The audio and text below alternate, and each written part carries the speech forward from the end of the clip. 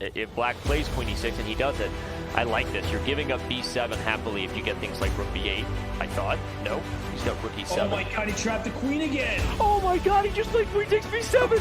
And Firouzja literally just did one of those, like, you've got to be bleep, bleep, bleep, bleep, bleep, right? Oh my gosh. The second time. He just trapped his own queen. Second time.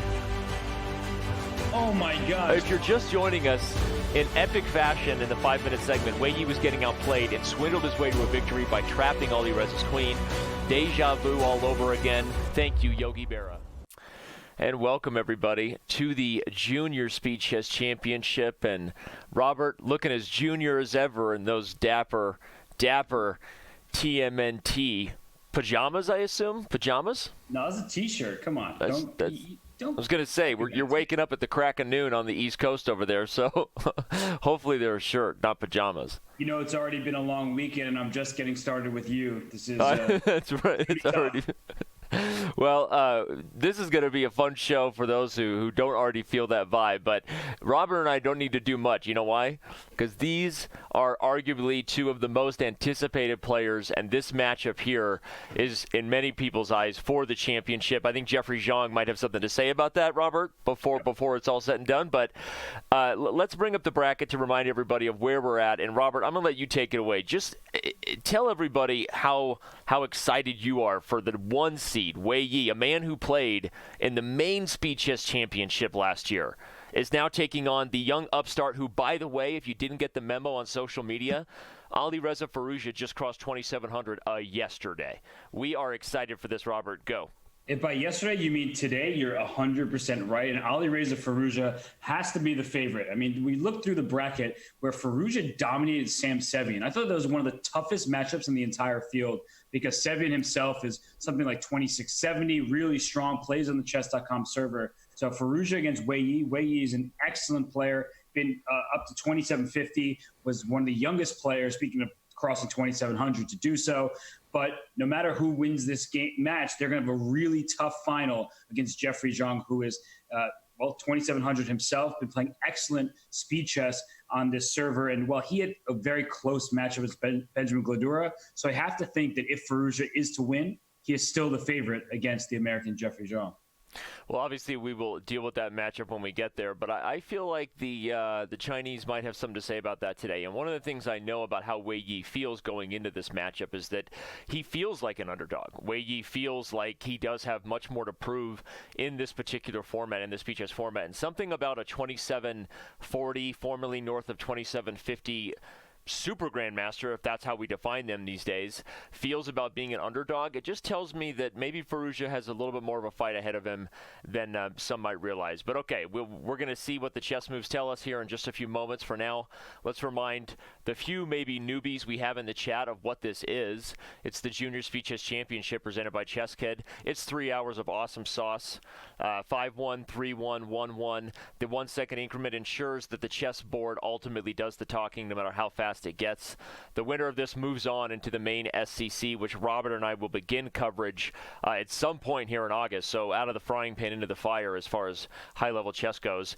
And as we said, it's a 16-player bracket of the world's best juniors. And in the semifinals, we had 4 of the top 5 juniors in there. And right now, we've got the last semifinal remaining. What are they playing for in addition to the qualification spot? A lot of cash money, homie. Enough to buy Robert a new wardrobe, maybe some updated Teenage Mutant Ninja Turtle shirts, right? Is that what you would do? Is that what you would do with 10 grand if you took it all home? I don't know. I'd probably buy something that would silence you, or at least give me, silencing headphones, noise-canceling headphones. That's probably a good idea. Hey, they do make those, but for me, the Bose earmuffs might not be enough. I earmuff my kids around the house all the time. Hey, can you earmuff it for me? I'm having a call with Hikaru. All right, moving on. You making it a verb? That's great. That's enough. That's right. Let's talk a little bit about the matchup here. Now, of course, there's a lot of discussion that goes into how the human beings, all of us, feel about this, but the stats also tend to lean Firouzja's way. Obviously, they always look a little bit lopsided. I feel like when you start reviewing it time control by time control and you say, well, maybe a game favored in 5-1, maybe a game favored in 3-1. And in Bullet, yeah, I mean, it's hard to not see him as maybe even the heavy favorite there. So I would argue if Wei Yi doesn't have a game or two lead heading into Bullet, then for sure those seem accurate. But what are your thoughts looking at the predictions and how you see these guys playing today? Yeah, I think that Firouzja has to be the favorite. He is the better bullet player, and that often tells the tale because, as you just said, Danny, if Wei Yi is within, let's say, 1 or 2 points, let's say he's ahead by 2 points, I still think that Firouzja is the favorite. And I also want to point out that in their 2 matches, Firouzja has been very dominant, as I mentioned, against a player like Sam Sevian, whereas Wei Yi did impress me in his last matchup. But I still have to give the nod to Firouzja, 73% in his favor. It sounds like a lot when you're playing a 27-40-ish player, but I think that it's pretty accurate because of Firouzja's bullet prowess. Alireza coming to us live as he DJs from the small kitchenette of his suite in Turkey. And Wei Yi is staying up past his bedtime. We actually, jokes aside about where these players are across the world, we really appreciate it. We know that Wei Yi is actually coming to us at about just after 10 p.m. right now in China, and he has a serious tournament game tomorrow. So this is when we are able to make this matchup happen, and these two guys are pretty pumped. So going to give a shout-out here to the chat for the first time. We've got people, a lot of Firouzja emotes, a lot of Firouzja head emotes, not a lot of Wei Yi. Hoping we've got a few Wei Yi fans there. But, you know, when we replay these matches, and we found this out during the Pro Chess League, when we do rebroadcasts on our channel, Robert, we get a lot of our Chinese viewership in the off hours at times. So we know he's got a fan base there that tunes in. And the question is whether a lot of them are here right now. I'm calling for that Wei Yi fathead support, but doesn't look like we're getting any emotes there. No big heads coming. All right. Hey, that's okay. Well, the games will be getting started here soon. I don't know what else to talk about. It's the semifinals. We're nearing in on the championship. If you're tuning into us from the Grand Chess Tour coverage, we covered that yesterday with Amon Hamilton, and we appreciate you going back and forth between this and the Grand Chess Tour this morning. But this is really, I think, what Sunday's big chess event is right here. This is especially because of the players we have. Yep. No, absolutely. And you have to know and understand they're both determined, right? This isn't just a joke for either of them. And it's not just the prize money, the chance to play in the Speed Chess Championship. As very serious competitors in the upper echelon of chess, they want to beat every opponent put in front of them. And they're certainly taking this match seriously. And Alireza beats most of the opponents in front of him these days. And again, I mentioned that for those of you that have already been here, there's 1,700 of you that have been here. A few moments ago, I mentioned that Alireza just crossed 2,700. It was yesterday for me. Could have been because I was listening to the Beatles soundtrack after seeing the movie yesterday. By the way, phenomenal. Have you seen it? I have not seen it. Okay, so you asked me if I'd seen The Lion King. We're going to talk about that later. But Alireza Firouzja just crossed 2,700, and that brings up our daily question to get things started, where we have to ask everybody, what defines a Super GM these days? Is Alireza Firouzja officially at 2,700 now that he crossed? Or is Super GM, because of the way the ratings have headed, Robert, a little closer to 2,730 or even 2,750? We're going to ask everybody to get involved. Use the hashtag SpeedChess. Let us know your thoughts. Robert and I are about to dive in here to the action. But that's our daily question. Congratulations again to Alireza joining Wei Yi in the 2,700 club. And we'd love to know your thoughts on what truly defines a Super GM these days. Yeah, that's a really tough question. I'm going to ponder it while I ponder these moves. And I see, Danny, you're going to love the opening that we have here. I know that's for sure. What do you say? Why do you always have to bring it back to that one conflict we had that late night in the hotel room? Well, because you insulted my clothes Sicilian, and I said that... I insulted your clothes this morning. That's what you get for wearing a Teenage Mutant Ninja Turtle shirt. But I did insult your clothes Sicilian. It won't be the last time. And it really hurt my feelings. And here Wei Yi is playing it, so he's That's saying... true. Danny Rensch, Super I Am. You talk about Super right. GM. Hey, you know what? So jokes aside, the close Sicilian, especially in blitz, can be a very dangerous weapon. White's got the pawn structure building up for f4 and f5, but look at Firouzja taking the flexible approach, Robert. This is very modern-esque in terms of how Black approaches it, right? You've got the early rook b8, the early a6, the early knight d4 preparing b5, but not even committing the king to the king side where White would get an attack. These are the kind of things that give former rehab close Sicilian players nightmares, right? Yeah, absolutely. And this h4 push is already on the board. And what white wants to do exactly, knight d1, pawn c3. That's why this knight's on c1. Because when you go pawn to c3, you don't want the knight to jump into b3 with the fork. And look at this, f takes g3, Danny. Because black went full on ahead on the king's side with h5, h4, but you haven't castled. So if Wei can get his pieces coordinated, move those knights off the first rank, and play rook f2, rook a to f1, then he may be able to launch some pressure against the f7 pawn. Of course, that's very far off considering where his pieces are placed, but I like black's position, if I'm being honest with you. I don't think that Wei got what he wanted out of this. d4 is very far off and doesn't need to castle. I'm also just looking at the clock. Look how fast Firouzja has played, and something tells me that, okay, either this is full on, he feels very confident in terms of what he's prepared in these lines, or maybe he even expected the way he might go for something like this. So the variation isn't really anything special. I think d4 will probably be met by cd and then bishop c4 here. You don't want to allow the d5 fork emote, obviously. Bishop c4 right away, probably ran into dc5. So yeah, he takes first. I'm expecting bishop c4 now. But what do you think? Is this you think it's likely that Firouzja just feels super comfortable in this line, or is Wei Yi going to say, all right, well, I tried to see if he'd be ready for this, and I'm not going to be going back to this very, very many more times? Yeah, I don't think he's going to go back to this too much. And I was wondering, actually, that last moment, if knight a5 was going to be played instead of bishop c4. Okay, let's analyze that. All right. But, the reason why is you have knight b3 and knight c4 as dual forking threats. So, after knight a5, d5 happened, you could just play knight to c4 and take on e3, something like that. But, I still like his position here anyway. And I like what he's doing. It could get wild in some positions if you take e3 and white takes e6 and maybe f7. So maybe he decided... I don't know. Maybe he decided, hey, not even worth that risk.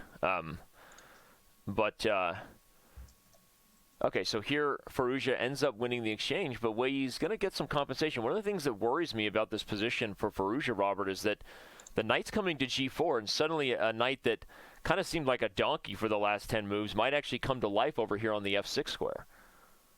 Yeah, no, that knight wants to rush right to g4 and, as you said, into f6. And that rook on f1 perfectly placed to put pressure on f7 as well. So things are looking up for Wei, considering how the opening didn't really feel like it was going his way. And maybe Firouzja took one misstep, and now it's going to be easier for Wei to handle this because the exchange sack freed up the position. The black king is still in the center. And as you rightly point out, Danny, knight g4 is such an annoying threat, and I'm not entirely sure how to deal with it because of this bishop stare down on the diagonal. So I think that right now, if you are Firouzja, he's taking his time, but you have to figure out, am I actually going to castle in this game, or am I going to commit my king to the center and say, like, well, maybe my king can run queenside, but I don't see it. Queen takes d4. The fact that Alireza also took a bunch of time there was, I think, suggestive of how he felt about that little win of the exchange, right? Maybe something he wishes he could have back. This is where the close Sicilian player in you, right? Come on, admit those old embers still burn, don't they? They do at knight g4. They are burning inside you. There was nothing to think about for me for knight g4. That's just the auto move. Yeah, I don't know why he even paused, right? Make it happen, Captain. Knight king f6. f7. He's got to go king f7. I don't see another move. King f7, but I want white now. g4 to follow. I mean, it looks amazing. This looks fantastic for Wei Yi. You can even take on f5 immediately and just the knight takes f5. I guess my knight on f6 is hanging. But you're not wrong, because I mean the attack could get so wild with the bishop coming in on light squares like h5. Okay, g4 just feels like the move you play instantly. Yep. Right there, I would only check if there's like a queen trade with queen b6. There's no way for black to really deal with my threats. Or maybe knight c6. Knight h7.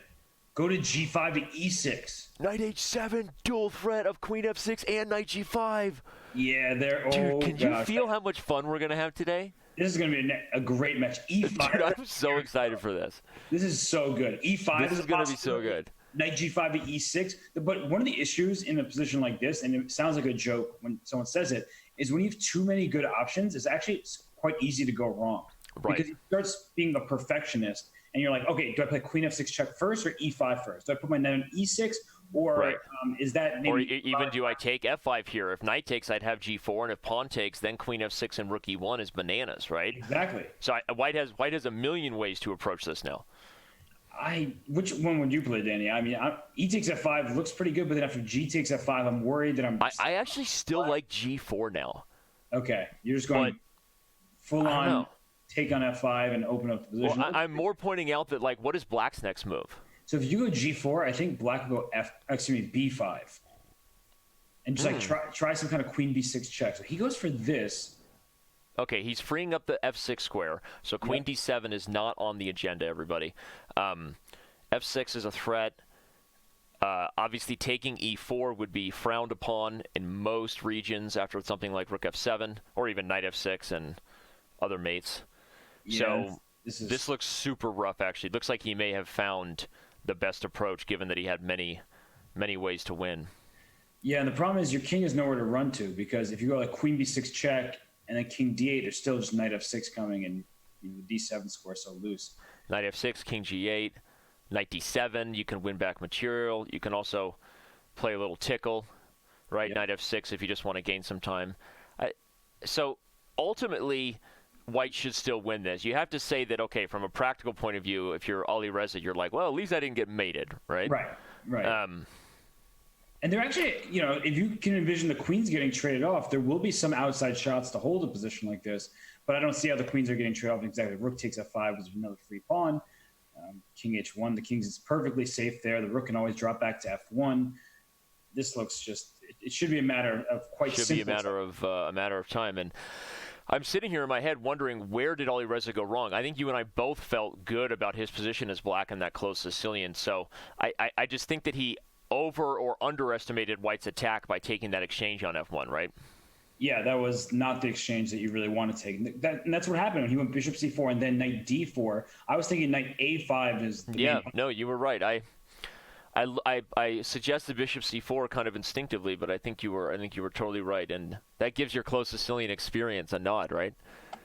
Yeah, I understand how a bad position can turn very quickly into a good one. That's in my favor. And Robert, you're self-deprecating. That's my job.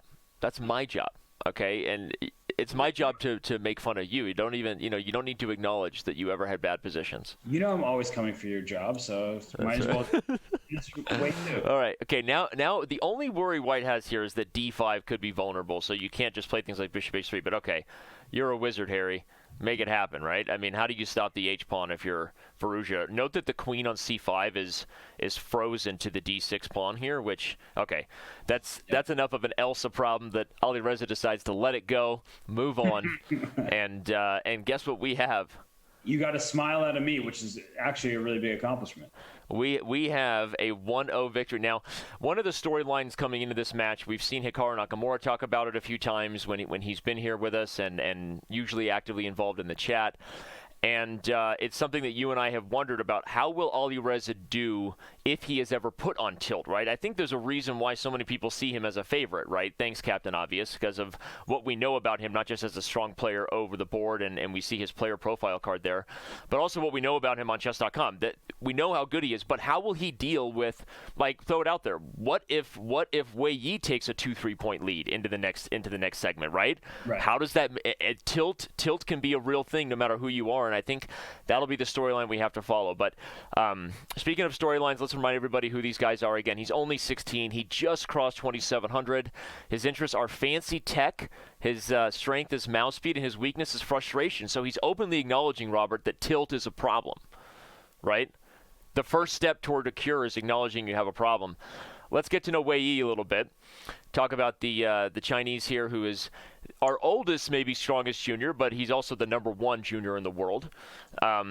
He talks about how confidence is very important in chess, and so I kind of made fun of this quote last time in saying he thinks that winning is a good idea, and I said I think so too. But I think it really is important that what he's saying is, when you get on a roll and you're winning, it can lead to more wins, right? The tipping point can be exponential if you feel confident. So I think he's also talking to himself. He knows how much better he plays when he's confident. Robert, what do you read between the lines from that quote by Wei Yi? Yeah, I think he's just making a joke, really, that if you're having struggles psychologically, mentally, well, winning is a good way of curing them, especially for a chess player. But he's been not winning lately. He has lost 10 rating points throughout this Chinese chess league, which is a very difficult league, so I'm not criticizing him in that regard. He lost with the white piece against Richard Rapport. I saw that game the other day. So it seems like in his last few rounds of chess, it hasn't been going his way. But here in this JSCC, I don't think he's ever been behind Wei Yi. Yep. If our Smarter Chess stats are correct, Wei Yi has never been trailing in a JSCC match. Right now, he's up one game, and I think this is a pretty critical moment because look at the D5 pawn, look at the B7 pawn. How are you going to defend both of those? And the question, I don't think, has a very easy answer because if you take knight takes E5, that might be the way to go and give white some double pawns to worry about, an isolated pawn to worry about. But you can also very quickly see something happening. If knight takes E5, let's say I take with the bishop on E5, we trade bishops on that. I actually probably should take with the pawn. I was going to take with the pawn, yeah. But let's analyze this actually to see. So you're talking about knight takes E5. If D takes... Yeah. Black still has problems with both of these guys. I think the only maybe potential form of compensation, our main board is still the last game right now. The only potential form of compensation here might be that the C pawn is weak. Yeah. But the thing is, right now, B and D pawns are hanging, so you can probably get a rook D1 type of maneuver in quite fast to try to break with C or E4. But the issue is, I would take right now on E5, play E6 as black. Okay, well, so they actually go for the line you talked about, but end up taking with the bishop, and now that was partly why I assumed that he might take with the D pawn instead. But okay, so now I feel like Wei Yi's gonna find a way to get some of his material back here, and probably going to be an edge for Alireza as they convert into the endgame. But how does White now deal with E5 and C3, comparing them directly to D5 and B7? I don't see anything easy here. It looks to me like Black has found his way out of this, because if you play a move like Queen takes D5, I think Black could even consider the move B6. Now, that's a weird move to make, giving up the two rooks for the Queen. Yeah. But since so many of White's pawns are falling, I think it's a possibility. I don't really want to take on C3 that badly right now, because after Queen takes C3, I was looking down at a move like Rook to C1 first, and that way gain a tempo. I'll try to put my Rook on C7, and it's a very important thing to keep in mind, because if you can take all the pawns, but then you're giving Black pawns to capture right back. But if you get a tempo move with Rook C1 first, because E5 is not under attack, that could be a very useful tempo as the game continues. Well, and it's a good point to highlight as he opens the possibility of a two-rook for queen transition, because if we do head to an endgame, what Robert's mentioning there about gaining tempi, if everything's going to get traded anyway, the person that maybe gets the tempi and ends up with control over the open files gets the 7th rank, right? Gets initiative on whatever the remaining weaknesses are. So I think a lot of times these transitions are messed up by players just assuming it's going to be a big trade fest, without actually anticipating who ends up in that end game with the first rook on the 7th rank, or the person who can really target things. So, inadvertent teaching moment by Robert Hess. So those are the best kind of teaching moments. B6 is played. I don't think Firouzja goes for the two rooks for the queen. Right now, probably trying to calculate how to deal with pawns, and he ends up defining that problem with a retreat of the queen to E3. Which would be interesting, right? I assume Black is going to put a rook on D8 here. You might play a rook to C8 first, because it is hanging. I mean, rook F D8 and then rook A C8 is something that comes to mind. But I was highlighting just that on the board and thinking that if Black gets that, White's up a pawn, but Black is unwinding here. Yeah, for sure. Because as White, you're going to be tied down. Look at this, rook F to C1. Look how awkward your rooks are. Play rook F D8 here. Yeah. You do Queen E3, as you mentioned, Danny. Then Black can even consider playing Queen C5, offering a trade of queens, because E5 is weak. I'll get my rook to D2 if you trade queens. It looks like Black has a really nice... Yeah, let's analyze that to show that, because I think it's instructive again to see that if rook F8, Queen E3, Queen C5, it's kind of what I was just highlighting previously, that yes, White did get the pawn here, but this is an endgame transition where who has control with open file? Who's going to get the first threats, right? E5 is immediately under the gun. So Queen E3 was played, as we can see, in the live position, and I'm curious how Wei Yi will approach this. If he plays Queen C5, but also, Robert, if you look at the live position and we keep analyzing it, the fact that this bishop is kind of spying awkward squares makes it difficult. The queen on E3, okay, he ended up going for Queen C5, but so again, like, this is just kind of an awkward transition here by Alireza into a position where Wei Yi down a pawn, but maybe the one playing for the win.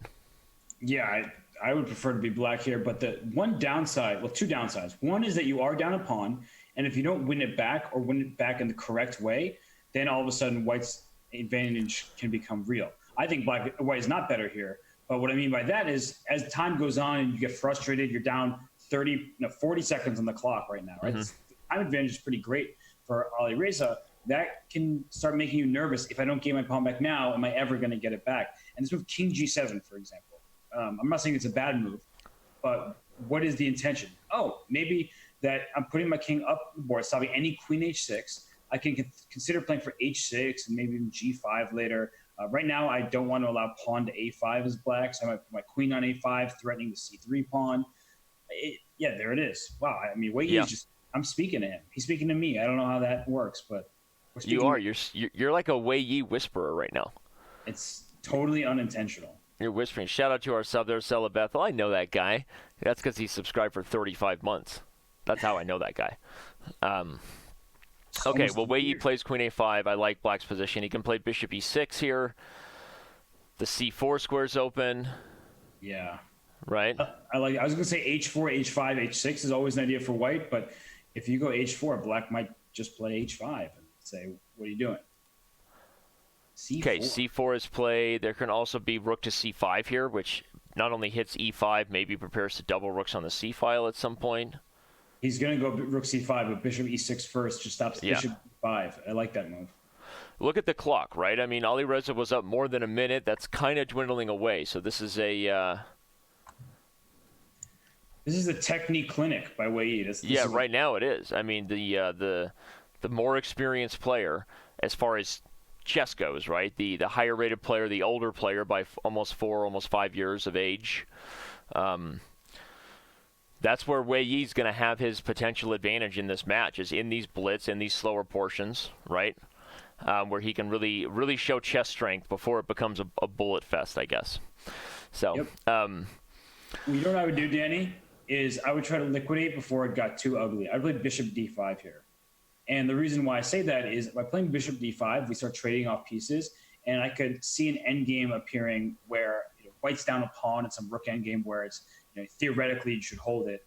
But I don't think you could spend all your time here as white trying to figure it out. And look at this, bishop e4 is immediately by rook d4. And I know. I was going to say, I'd like bishop d3 on your idea because you're saying, like, I don't even care about c4. If I put the bishop on d3, maybe I get an attack. But Wei Yi just confidently playing rook d4 immediately. And look at the clock. No, it's just, okay, so queen takes takes queen takes e5 is good. I think that might even be best. Don't even take the c4 pawn. Oh, he's going to try to trick him. Queen takes e5, some bishop takes g6 thing. So if you take on e3, I take with the f pawn and attack your rook on d4. Right, but even there, black takes c4, and who's better in that endgame, right? I mean, probably black. Black for sure is better there, but I think he's just trying. That would be the best possible situation with some. Okay, he's going for it. Oh. Okay, bishop d5 is. Oh, is the rook going to get trapped? No, he can trade and go to d2. Okay, so that's the idea there, but. Oh, he's going to go to g4 actually to attack g3 and c4. So there it is. Right, G4. That works. And now the trade on e6 won't be as good for white because f takes and the c4 pawn falls in all these lines. So again, for those of you who said anybody picking against Alireza was crazy, this is what we were waiting for. Is the one seed in the bracket? Can Wei Yi show that that it's still chess, even if it is online, even if it is with a lot of mouse speed mattering. So. All right, we may be in store for a time scramble. See if Wei Yi has the ability to convert. Yeah, I mean, he's now the pawn is a very good pawn because, and just like that, he does so, taking a 2-game lead.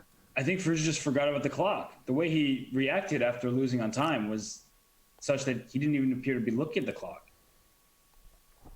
And he finds himself down 2-0 for the first time. So, Robert, I mean, this was the storyline that had been foreshadowed. What's going to happen here? What's going to happen with Alireza really being under the gun against a super strong player here in the long blitz time controls? Remember, increment is not something these guys play very often.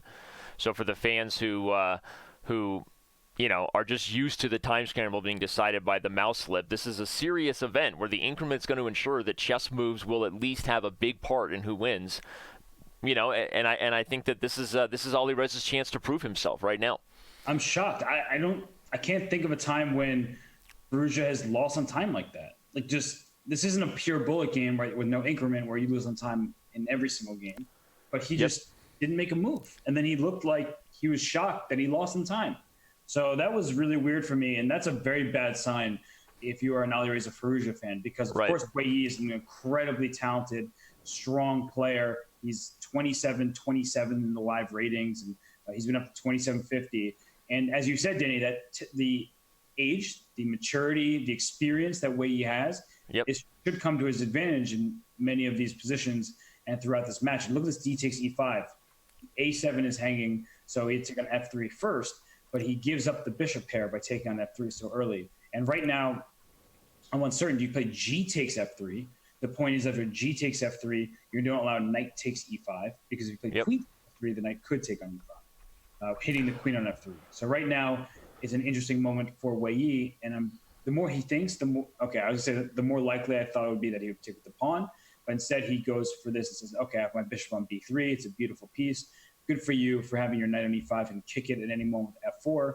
And once I get F4, I'm going to try to play E5 and open the F file and spy on the F7 square. And, Wei Yi is not holding back his willingness to challenge Alireza in the main lines, right? So regardless of sometimes how people have different approaches to online matches, how much of their high-level chess prep do they use? And like we said, I think both these guys want this. Wei Yi wants to be back in the main SCC where he feels he belongs, right? Where he was invited to play last year before we had the Junior Speed Chess Championship. So I think we're going to see Wei Yi really try to go after Alireza in these blitz time controls with mainline theory like this, where he, again, has kind of got the better out of the opening.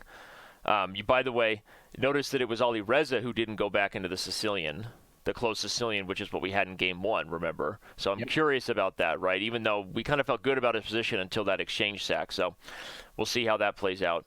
Does White want H3 before playing F4? Just to stop Knight G4 maybe here? But the question for White is, how's he going to deal with the A5 pawn long term if this knight comes back to C6 maybe? Yeah, I was going to say I like the move bishop C2 because that opens up F4 is a real possibility since E4 is well defended. And a question I have in addition to how to meet any knight G4 ideas is, how about knight C4 as an option? Because that rook on B8 right now not doing too much, but if I trade on the C4 square, my rook is staring right down at B2, and that seems to also loosen the E4 pawn, right? The knight on D2 is doing a good job of protecting E4, but I think he'll wait for White to play F4 before trying to make a move like knight C4. Or, well, he ends up going back to C6. I kind of liked your knight C4 move. Let's analyze that real quick just to show that maybe this could have happened. If knight C4 takes. I liked your idea. B2 falling, maybe threats of D5. I wonder what Alireza didn't like about this transition here. Maybe he just wanted it to be greedy. He's like... Wanted to be greedy, right? A pawn's a pawn, right? Yeah, he's like, I've listened to Yasser Serenwan enough times. Pawn That's grabbing. right. I've got the memo. He's going to go back to gathering up the A5 pawn, but okay, even if he wins it, regardless of the fact that it is blitz, I still think White has an attack. Meaning, in a practical setting, I would be worried about F4, E5 coming for White anyway, and then the fact that it's blitz makes it maybe even more dangerous for Black. So that's the risk. If Alireza goes all in, and he goes for it on the queen side here. Okay, Wei Yi plays knight F3. There's threats of both knight H4, knight F5. Hitting G7, there's threats of E5. There's also threats of rook D1 hitting D6. Yep. And the knight on A5 is stuck because you move that knight, you lose the A6 pawn, which is an important pawn. So Alireza leans in there because he committed to that A pawn. Somebody made a comment earlier that Wei Yi's camera is frozen. No, that's just his resting chess face. He's just focused. It's called resting chess face. You ever had it? Robert, show us your resting chess face. I have to be playing before I show you my RCF.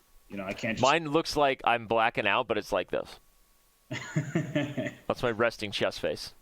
I mean, all right. I've seen that one before, once or twice. Regardless of where you are, thanks for being here. We love you in chat. Thanks for your appreciation and support of these events. And Chess TV chat, you guys are getting jiggy with those emotes there, the flair that we've recently brought you. Glad to see a lot of premium members active over there. And again, thank you to everybody for your support. Shout out to all of our mods and everybody who's here with us. All right, G6 is played. Here comes rook A to D1, I think. I like it. You know why he played G6, of course. First, stop the bishop from any attacks to H7. but also to allow that knight to hop to h5 where it's defended. So, of course, right now the d6 pawn is under attack, but knight c4. But it wasn't about the d6 one, because I liked your point about the rook on a1 keeping the knight prisoned. It's more about the threat of e5, right, because of the pin on the queen, I think. Because knight c4 could be played here, but then e5 is probably still punched through. But then knight h5 potentially? Okay, let's analyze, right? If knight... He's also hanging at some moment. I don't know. This is complicated. e5, knight h5, queen moves. If b2 falls, d6 falls. I actually have no idea what's going to happen here. Right. It feels like a very mixed bag because, I'm giving up d6, as you mentioned, but maybe I can go queen c8, trying to trade queens and say your b2 pawn is more important than my d6, but I don't know. Okay, he goes for b3, which means we're not going to get the line I'm highlighting on the analysis board, but we did get the first two moves predicted. Wei Yi plays b3. Alireza has played knight h5. But he's going to go knight a3 now. And he's going to attack this bishop and say, my d6 pawn's not under attack anymore. You're never going to trap my knight on a3. I can always go b4, something like that. So I think the move knight a3 here is just nice because the bishop has to go to d3, and it cuts off the d file. I can play queen f6, knight f4. I love Firouzja's position right now. I think knight a3. Oh, there it is. Yeah, he goes knight a3. I like the way Alireza's played this. I'm still questioning in my head why Wei Yi didn't go for e5, but I'm just going to buckle up and enjoy like everybody else here because whether Wei Yi should have gone for e5 or not, it's in the past, right? What do they say in The Lion King? Hakuna Matata. Exactly. Right? It means no worries. No worries. Don't focus on the past. Let's try to play the present. But jokes aside, I really think that Wei Yi might have missed his chance. I'm liking Alireza's unwinding. The f4 square is now available for the knight on h5. The b file's opening. Maybe Alireza's about to strike back. Yeah, here comes that rook. Yep, I like it. Or even to b2. And, what is White's position right now? You have none of the same initiative you had before. Rook a1 is with by knight c2. Winning one of the rooks with a nice fork. And I don't know, I don't really see that many good moves anymore for White because Black's is up a pawn. Okay, that's a good move. I was saying I don't see any good moves, and he plays queen d7. I'm like, that actually looks really annoying. I don't see any good moves. Oh, there's one. Queen d7. Actually, the fact that the queen's coming to a4, talk about a switcheroo, right? If we're thinking the queen was on g4, and you want to play imaginary chess, I'd love to put my queen on a4 right now. Well, that's one way to do it. So maybe this, c4, bc, rook to b2 idea was a little too quick, too ambitious. And if anything is indicative, again, of the fact that this is the longest time control where the highest quality chess is usually played in these segments. Although, fun fact for those wondering, we evaluate everything that happens in these SCC historically with our cap score, and of course we're always evaluating with our kind of advanced cheating, fair play detection stuff. The strongest segment of all time is actually a Nakamura segment played in a 3-1 match. And you remember the match that was against, Robert, right? Well, I would say you, but I don't think that's accurate. Oh, no, it was against MVL. I know. Anyway, so even though normally 5-1 is where we see the most highest quality chess played by all these guys, so and that's where Alireza is going to be challenged the most, I think, by Wei Yi in the slower the time control. So look at this. Wei Yi's gotten himself back in it. And Firouzja's time management has been bad today. I'm sure he's very tired from playing 13 games of chess in like 7 days or whatever it was. But I'm worried about him right now because he's in bad shape in this game. It looked great for him. Now all of a sudden c4 falls. The minor pieces situation is actually quite nice for Black. So I'm not sure if you could take on c4 right away or if there's some, with bishop c4, knight c3, e5. That's the tactic. If you take on c3 with the knight, e5 is played to cut your queen off from the knight on c3. And let me show it. To the back cave we go. If knight takes c3, e5, that's discommunication, right? And you just win the knight for free. That's what Alireza missed. You could actually see him sort of kind of mumbling on his lips. After knight b5, bishop c4, he was like, he gave himself a frustrated, like, dude, come on, right? That's an easy tactic. But now he's going to be down a piece and all in on trying to justify an attack, and maybe he'll do it. Look at that move. Knight h3, f2's falling. So bishop e2 or rook e2? He played rook e2. Take it quickly and take advantage of all your pieces defending. Rook e5, h4. Dude, is he going to mate him? No, rook takes b2. You can just run the king to the center. So rook b2, rook g5, check, king f1. Yeah, just get the king out of dodge, right? In fact, Wei Yi calculates. He goes for it. He scared me at the very least. Hey, I'm here for you if you get scared. Wait a second, though. Rook G1's coming next. So it could be quite Rook G1. It's actually not so simple. But if you switch the times, if white had 5 seconds and black had 40, then I would say black has good chances. With the times as they are, just Queen takes D6 is possible because on either Queen F1 check, then I wouldn't. Queen F1, King E3. If you take B5. Okay, if we take off everything here and go into a rook ending, white has the winning chances with the C pawn, right? So. Whoa, King of the D4. Dude. Is King of the Hill? He's on a walkabout. Don't remind me of King of the Hill, right? Simon sabotaged us in our match versus the Chess Bras with those ridiculous variants. All I'm saying is when real chess was played.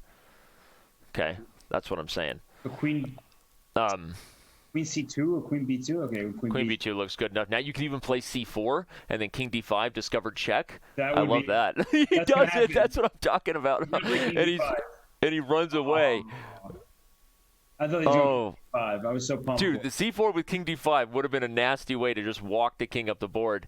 Yep. Don't tell John Locke what he can't do, right? That king has gone on a walkabout, and Love, also known as Wei Yi, has taken a 3-0 lead in this match. Yeah, that would have been a walk to remember. Not to throw it in. Hey, no one goes Keanu Reeves on this show unless it's me. So take that back. Hey, a walk to remember, it doesn't have Keanu Reeves. It has Mandy Moore. A walk to remember is... Oh, no, I'm thinking of... what am I thinking? A Walk in November? What's the Keanu Reeves? I don't know. I don't know what you're going with. Somebody help me in chat here. Help a guy out. I was going with Nicholas Sparks, so... Is it hard to hold a candle in the cold November rain? There you go. Now we're going... First of all, anytime Keanu Reeves walks, he's cool. If you didn't know that, you can see it on Twitter. So he does give us walks to remember on a regular basis. But all right, Point Break, great movie there. Let's get that guy a diamond membership. Burge E. Kaut, can someone make a note? Just for mentioning Point Break, he gets a 1-month diamond membership. We got it, buddy. Copping right now. That's the kind of show we're running here today. Point Break. Shout out to my boy Peace Ways. All right. Speaking of Point Break, Firouzja's trying to use this game to break. I mean, he's down 3-0. He's got to stop the bleeding. Yeah, and he's moving very quickly, so he's taking a new approach because the other games he's actually been down on time in all of them. And right now he's just saying, look at your isolated pawn. Look at my rapid development. My rook can go to E1. My bishop can go to H4 to G3 if need be. And this isolated pawn. Isolated pawns are really difficult to deal with, especially in blitz, especially when there's a knight blockade and knight D4 is played. Because you always feel like there's some targets. Knight G4 is an option here for black, actually. Because Knight G4, I'm throwing Queen H2 mate and your bishop on G5. I don't know if it's a good idea. And I like that idea. And nice eyes, by the way. You spotted that. Well, that's right. Yeah, that's the guy. The prime guy gets the... I have 4 of them, so my eyes do the 1-month diamond. Hey, you've got... 4. Anyway, so bishop on G5 is going to fall after HG4. And again...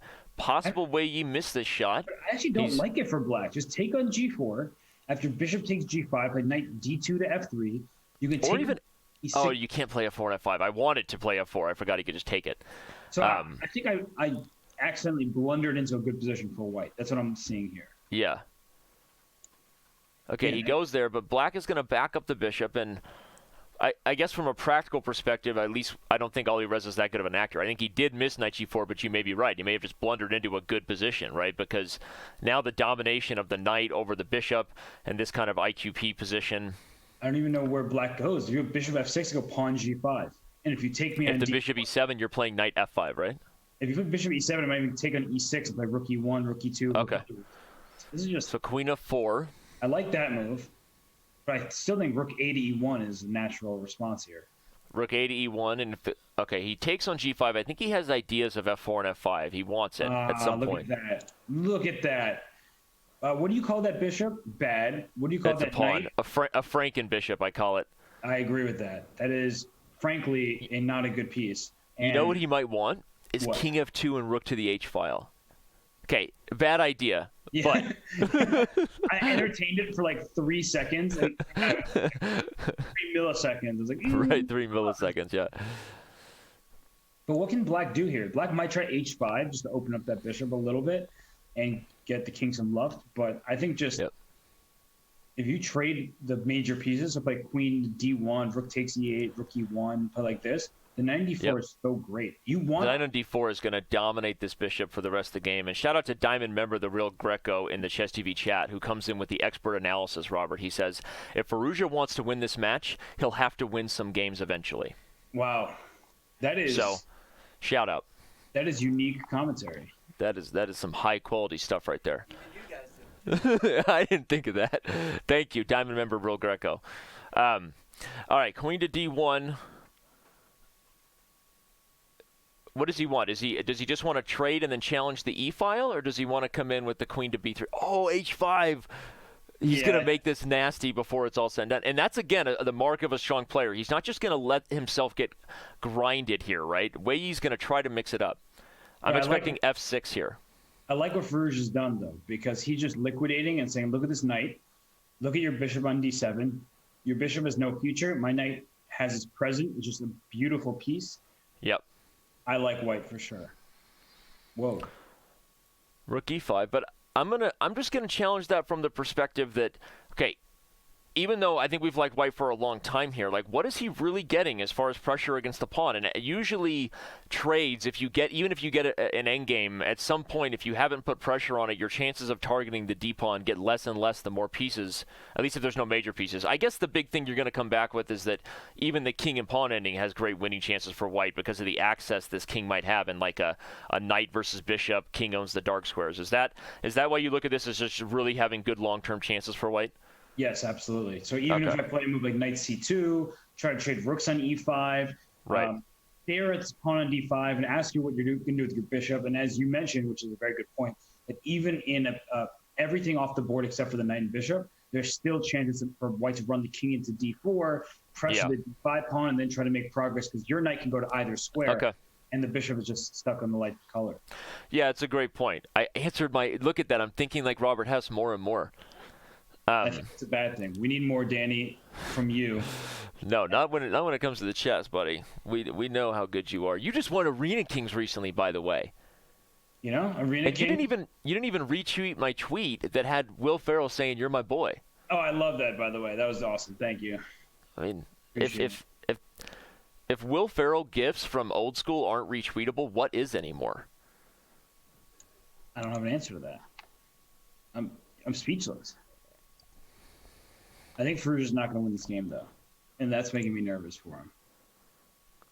Yeah, he's down 3-0. At some point, at this point, I would argue even a draw has got to be successful, you know? Let's say, as the real Greco might say, going down 4-0 would be a bad idea. So it would be a bad match strategy.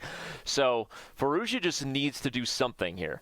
Yeah, but he's about to see Rook H5 played. And right. But I don't think he wants that to happen.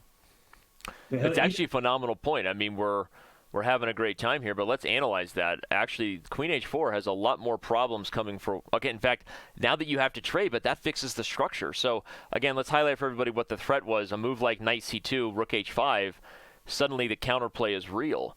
So Firouzja's hand was sort of forced, but that's a move that fixes black's structure. Now look for even Bishop E6. Other moves that, okay, while these pawns are targets, they are hanging. This is not going to be just a clear walk in the park of a dominant knight versus a bad bishop anymore. Totally agree. Maybe Queen E3 is an idea to keep an eye on because that attacks E5 and A7 at the same time. So there are some tactics here that Weiyi has to be careful about, but I agree with you, Danny. So you went Queen C4. Now Knight E3, Queen takes A2, Queen takes D5 check has to be considered. Like, I mean, that's the first thing that would come to my mind. Or just Knight takes D5 is probably better to keep the queens on the board. I think at this point, trading queens is just liquidating too much. But with this position, look at king safety. That sounds like, what do you mean king safety? Yeah. But your king on G8, there aren't pieces over there. Your queen is all the way over there on A2. So could be vulnerable. Yeah, if you get this knight to E7, don't step to the H file because that may be the last place you visit, some sort of mating net. I guess knight E7 is king F7. My knight gets trapped pretty quickly, which is if knight E7, let's look at that. Knight E7, king F7, something. Okay, he goes to C7, but something like this probably wouldn't have been a good idea because there's no real threats for white and everybody's frozen to guarding each other. So he goes to C7. Note that Firouzja has a bailout perpetual at any time, probably with something like queen D8, queen H4. Yep. So got to be a little careful here. And look at the time situation. Play knight b5. Just play knight b5. Just threaten things. So you're threatening knight b5. Pawn. You're threatening knight d6 check takes b7. I love it. Then you're threatening queen d8, knight d6 check. That's the key in a sort of a bullet match where we're getting right now, in a bullet game. You should just play ideas that are not hanging anything, but have a purpose. And here in the move, I like king h2 or knight to b5. The reason I like knight b5 as well is queen c4 kind of annoys me. If I play king h2, queen c4, threatening the knight on c7, threatening queen h4 to e1 repetition. If knight b5, you're not saying queen c4 right away, right? Because the fork mode on d6. King h2 instead of knight to b5. Then I'm like, that allows black a counter shot. So I'm trying to figure out. He ends up going for queen d8 instead. He's threatening queen e8 check. That's his idea. But now Wei Yi might go all in on the chance at a perpetual here, targeting the geometry, queen h7. But again, if you look at the clock, Robert, something tells me that what you've said is right. It's like Alireza is clearly off his normal comfort zone, being down in a rare setting in a blitz or bullet match, and he's almost trying too hard, right? If I agree with you, Robert. If in normal Alireza, you know what he would have done? He would have played knight b5 instantly. Yep. Robert Hess has gotten better at chess because now he plays more instant and trusts his instincts. Maybe you should give this advice back to Alireza. Well, I don't really think he needs my advice in chess because he is 2,700, but I'll try. If he asks for something, I'll say, Alireza, man, just The largest comeback victory in the now the JSCC does not have as long a history as the Speed Chess Championship, right? This is our first year doing this event for only the world's top youngsters, but the biggest deficit ever overcome successfully was 2 points. Now, we have seen 4-point deficits overcome to come back and tie the match, but the person who was winning still won the match, right? So the biggest turnaround we've fully seen is a 2-point deficit, which means already Alireza is up against history here to do a bigger comeback than what we've seen so far. Now, the biggest comeback ever in these formats is actually 4 games. We have seen people be down 4 games and come back and win in the main Speed Chess Championship format. So don't get too nervous here, but you should get excited. We've got nearly 9,500 of you right now. If you're joining us, whether it's Chess.com or Twitch's homepage, make sure you click that follow button for the biggest events in chess. We love that you're here. The chat is lit. At least I think it was. I don't know, maybe it's not as lit, but make it lit for us, chat. Like, safely. Like, don't go full arson here, but do some things to make it fun. Well, all right. Danny, one thing I'm noticing, this is totally a side note, is look at Wei Yi's connection, right? 2 bars. And that's got to be a concern for him going forward, because the last thing you want is when you're up 3 games to lose a game by forfeiting because you disconnect. And we've seen that happen in other Speed Chess Championship matches. So if you are Wei Yi, you just better hope your internet stays put. But right now, with the white pieces here, look what Wei Yi is doing. He's trying to go all in for the attack. I don't really like it. I'm going to be honest with you. I don't love it, because c takes d5. This is one of those positions where white's center can collapse very quickly, and I don't know how real your attack is. I was saying it's like he's feeling his opportunity to really strike here. Again, I think we've got a lot of viewers here who may be surprised if you tuned in thinking, oh, Alireza was definitely the favorite. You're going to be sticking around, all 10,000 of you, because that may not be the case. Wei Yi is showing, and I think he's kind of sensing up, like if he wins this game and takes a 4-point lead, that's what he's trying to do. He's trying to go for the most direct way for the kill, whether it's sound or not, right? He wants the attack. He's not doing it right now. I'm actually worried about white's position from a pure chess point of view, because look at the b pawn. If you play a move like b3, which obviously the intention is to not hang your pawn on b2, there are going to be ideas with knight takes g4, and if your bishop takes g4, knight d3 check. Let's look at that. Let's analyze that. That's a fantastic line. If b3, Robert Hess is pointing out the brilliant point that d3 is vulnerable, right? We'll make it change colors for you to really get the point across. Knight takes g4 will deflect this bishop, and then knight d3 check comes in, followed by dangerous things on f2 with the queen. Something like this, Bob would be your uncle. That's actually a serious problem. Look at Wei Yi using his clock here. I think that points out that he maybe just spotted this idea, Robert. Okay, so let me try to stop both. What if I play queen c2? That guards b2 and guards d3. But it hangs g4 anyway. Oh, shenaniganizers. You That's dirty okay. girl. I heard you say that before. Oh my gosh, sorry, I almost went OMGs or snaps there, but I actually Wei Yi. All of a sudden, I'm realizing that's why he spent a minute and a half here, because it's like, oh crap, right? Can I say that in a Chess Kid sponsored stream? Yeah, He's like, oh darner schmarts. You're just The quoting. B2 pawn is hanging. right. Darner schmarts. Can we But I get a think- check on that?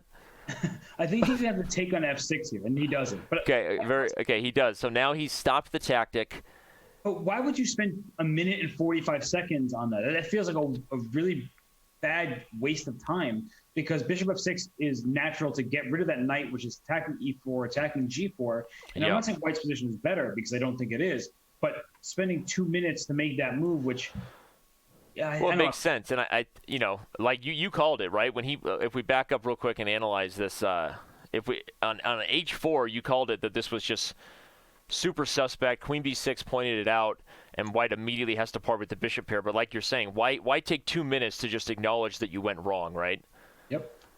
And now black's playing f6, opening the f file. f2 looks like a nice target.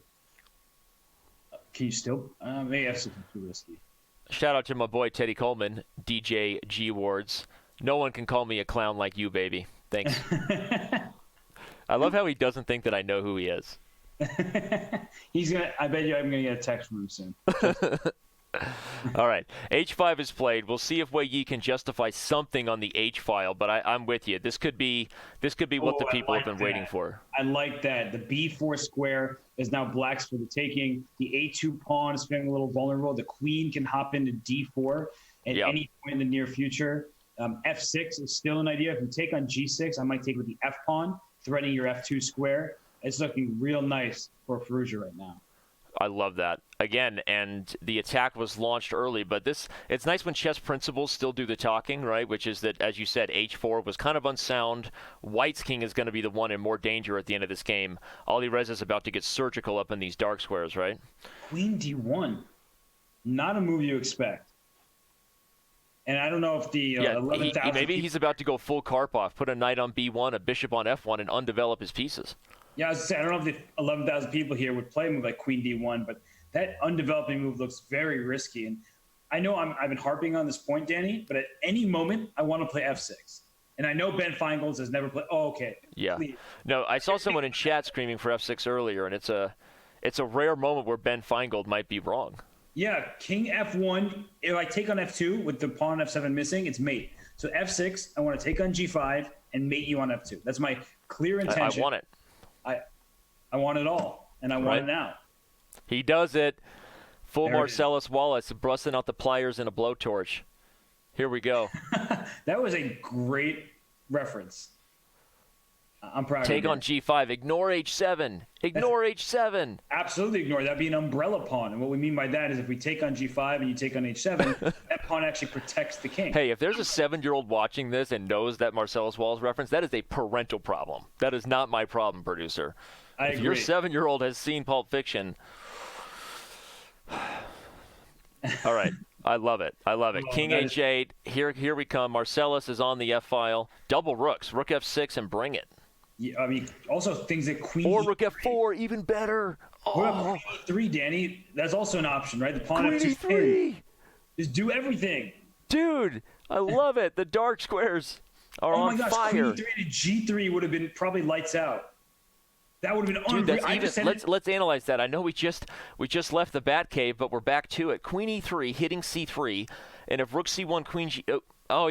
He resigns. So Alireza takes care of business, but that's nice because we'll move on to the next game, and I'll continue to analyze this one here and show you that Robert Hess's brilliant move. This guy eats his Wheaties. Queen E3 would have hit the knight, and if Rook C1, Queen G3, and the Rook is just either you let it be taken or F2 is a bacon, I guess, right? Kevin Bacon, which reminds me, 6 degrees of every chess TV show comes back to the man K-Bake. Robert, Alireza has struck. We have a match. I'm impressed. That was actually a really good game by him. Yeah, that was the best game start to finish so far. Yeah, for sure. And right now he's on the white side of a French, so it has to be good for white. And the queen went to b6. So in these variations, black often plays for bishop to b5 to trade what is a very bad piece typically in the French. But if you play bishop to b5 now, well, white can decide how exactly to continue. You can take on c5 and start opening the position up, and you're even getting rid of the light square bishops doesn't save black from some of the bigger problems, right? The pawn's on e5, taking up very important space in the position. Look at this quick development.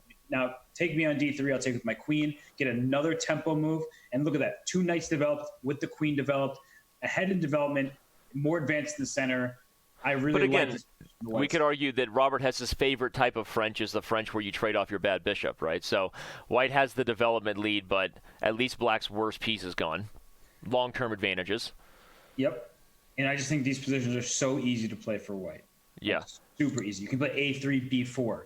You can then if you get that, well, that's everything. So what is it about I want to get some educational wisdom out of you here. So what is it about the transition in the structure that tells us that white should maybe play for, because normally in a French structure, you want the king side, right? You've got the pawn chain facing this area of the board, and that's where the pieces want to play because that's where white has space. What is it about the structure that tells you maybe a3, b4, knight a4 is something white should look for here? Because I'm missing my light square bishop as white, sort of the attack and pressure on the king side isn't as easy to see, because normally white tries for like an f4, f5 kind of push, or just some pressure on the h7 pawn. Here I'm not getting that because black can just situate the pieces and kind of clog the king side. And so we have to play on both flanks. And maybe a3 is not the best idea, but he plays knight a4. He's trying to head to c5 right away. I'm not certain about this, but I guess it's perfectly viable. But to summarize, the main point is it's not even so much the structure. It's more that white's light square bishop gone, the chances of you checkmating black are much less. And so looking at the full board a little bit differently, using your open C file to C5 square, that's kind of where your Grandmaster Hess brain goes here. Yeah, and like think about a move like knight f5. I can play that without a bishop on d3 and seamlessly play it because you can't take me on f5. Whereas with a bishop on d3, you always have to consider what happens in the resulting pawn structure. With a bishop d3 takes f5, I get double pawns and things like that. Right. So that would split the pawns if we can use our imagination caps here. Right, trade off the bishop for that. Okay, so I think that's useful to know, because I think sometimes we can be married to ideas we've seen in pawn structures, and we're like, well, normally I'm supposed to play on the king side. That's what I do in the French. And here, recognizing the chance to change and transition. So what makes you nervous about Alireza's knight a4? Because it looks like it surprised Wei Yi. He took almost a minute on the clock there. Is there some knight takes d4 stuff happening? That's what I'm. Knight takes d4, undermining the protection. Yeah, it seems overly ambitious, especially because black was behind in development. When you start allowing things like bishop takes c5 or knight takes d4, then black is going to develop while trading, while getting the king to safety, and everything seems to improve. So, yeah, I'm not sure about Alireza's last couple of moves, and I think I would just play knight to b3 here. And say, just kind of admit your mistake, right? Tuck your tail between your legs and say, oops. I'm not going to try to justify the knight there. And again, everybody taking b7, queen to b6, and that knight is running out of squares. Okay, well, we definitely have a match. If you're just joining us, Alireza Firouzja was down 3-0 at one point in this Junior Speed Chess Championship semifinal. He got a draw to stop the bleeding and then won the very next game. So at this point, we know we're definitely in for a wild one, as many people see Firouzja as the favorite, the faster the time control gets. So Wei Yi saying, welcome to the Super GM Club, kid. Oh. Right? G4. That is a move of your own heart. Oh, I think I have a G4 emote. Hold on, let me find it. That is a Danny move for sure, because the idea is, as I was mentioning, the knight on f5 can sit there, but not when there's a pawn on g4. That's right. Oh, that's how you get rid of a knight on f5. You put your pawn on g4. Pro tip, you're welcome. What is g4, happening? Knight b4, queen c2. If he goes knight e7, knight c5, is he somehow going to take on c5 because the g4 pawn is somehow hanging with the queen on a4?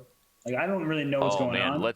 We got to analyze that. To the Batcave we go. If knight e7, knight c5. I don't even know that it works, but we're going to look at it. Rook c5, pawn takes, knight c2, double attack on the rook, and the pawn on g4 is what Robert Hess wants. Again, Chess.com bugs prevent g4 to g2. Yeah, that would be definitely the best move for white, is pushing that pawn back and playing rook b1 or something. But, I mean, the pawn on g4 looks a little bit loose, but that's why I'm saying don't force things for white. You don't have to play b5. I mean, if it's a good move, play it, of course. I will say the one thing about this position is, even if it seems like Wei Yi is unwinding, I look at the time, I look at the body language. Alireza's success has started in the last few games when he's kind of sped up, and he's up almost double on the clock here. And his position is excellent here Yep. because he traded off his bishop, which was undeveloped. Look at the situation in terms of pieces. Black has a rook on h8, bishop on f8. That's not the end of the world because rook g8 at some moment. I love that move h3, and I'm actually going to... Yeah, that's prophylaxis, Holmes. Defend your weaknesses. Total beautiful move because, as you just said, you're protecting the g4 pawn, which can become under attack at any moment. Now rook g8 isn't a tempo move, and you're asking Black, commit to something. If you go bishop g7, maybe I'll go knight c5 and get your b7 pawn. You don't want to give up the c5 square.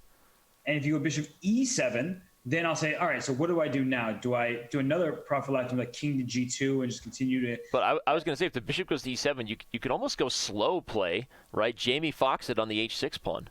Just go pick up the pawn. Well, I have to worry about my a2 pawn. At some point, actually, Black can probably go take that.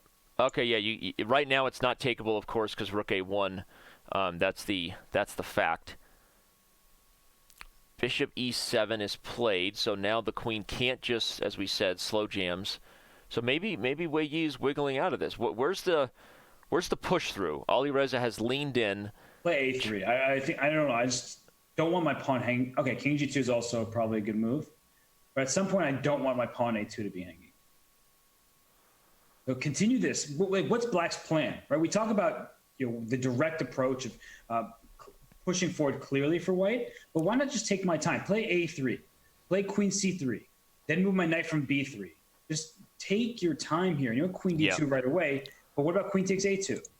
Can I just grab your pawn? Yeah, queen takes a2 was on the table now because with the knight not being defended, there was no rook a1.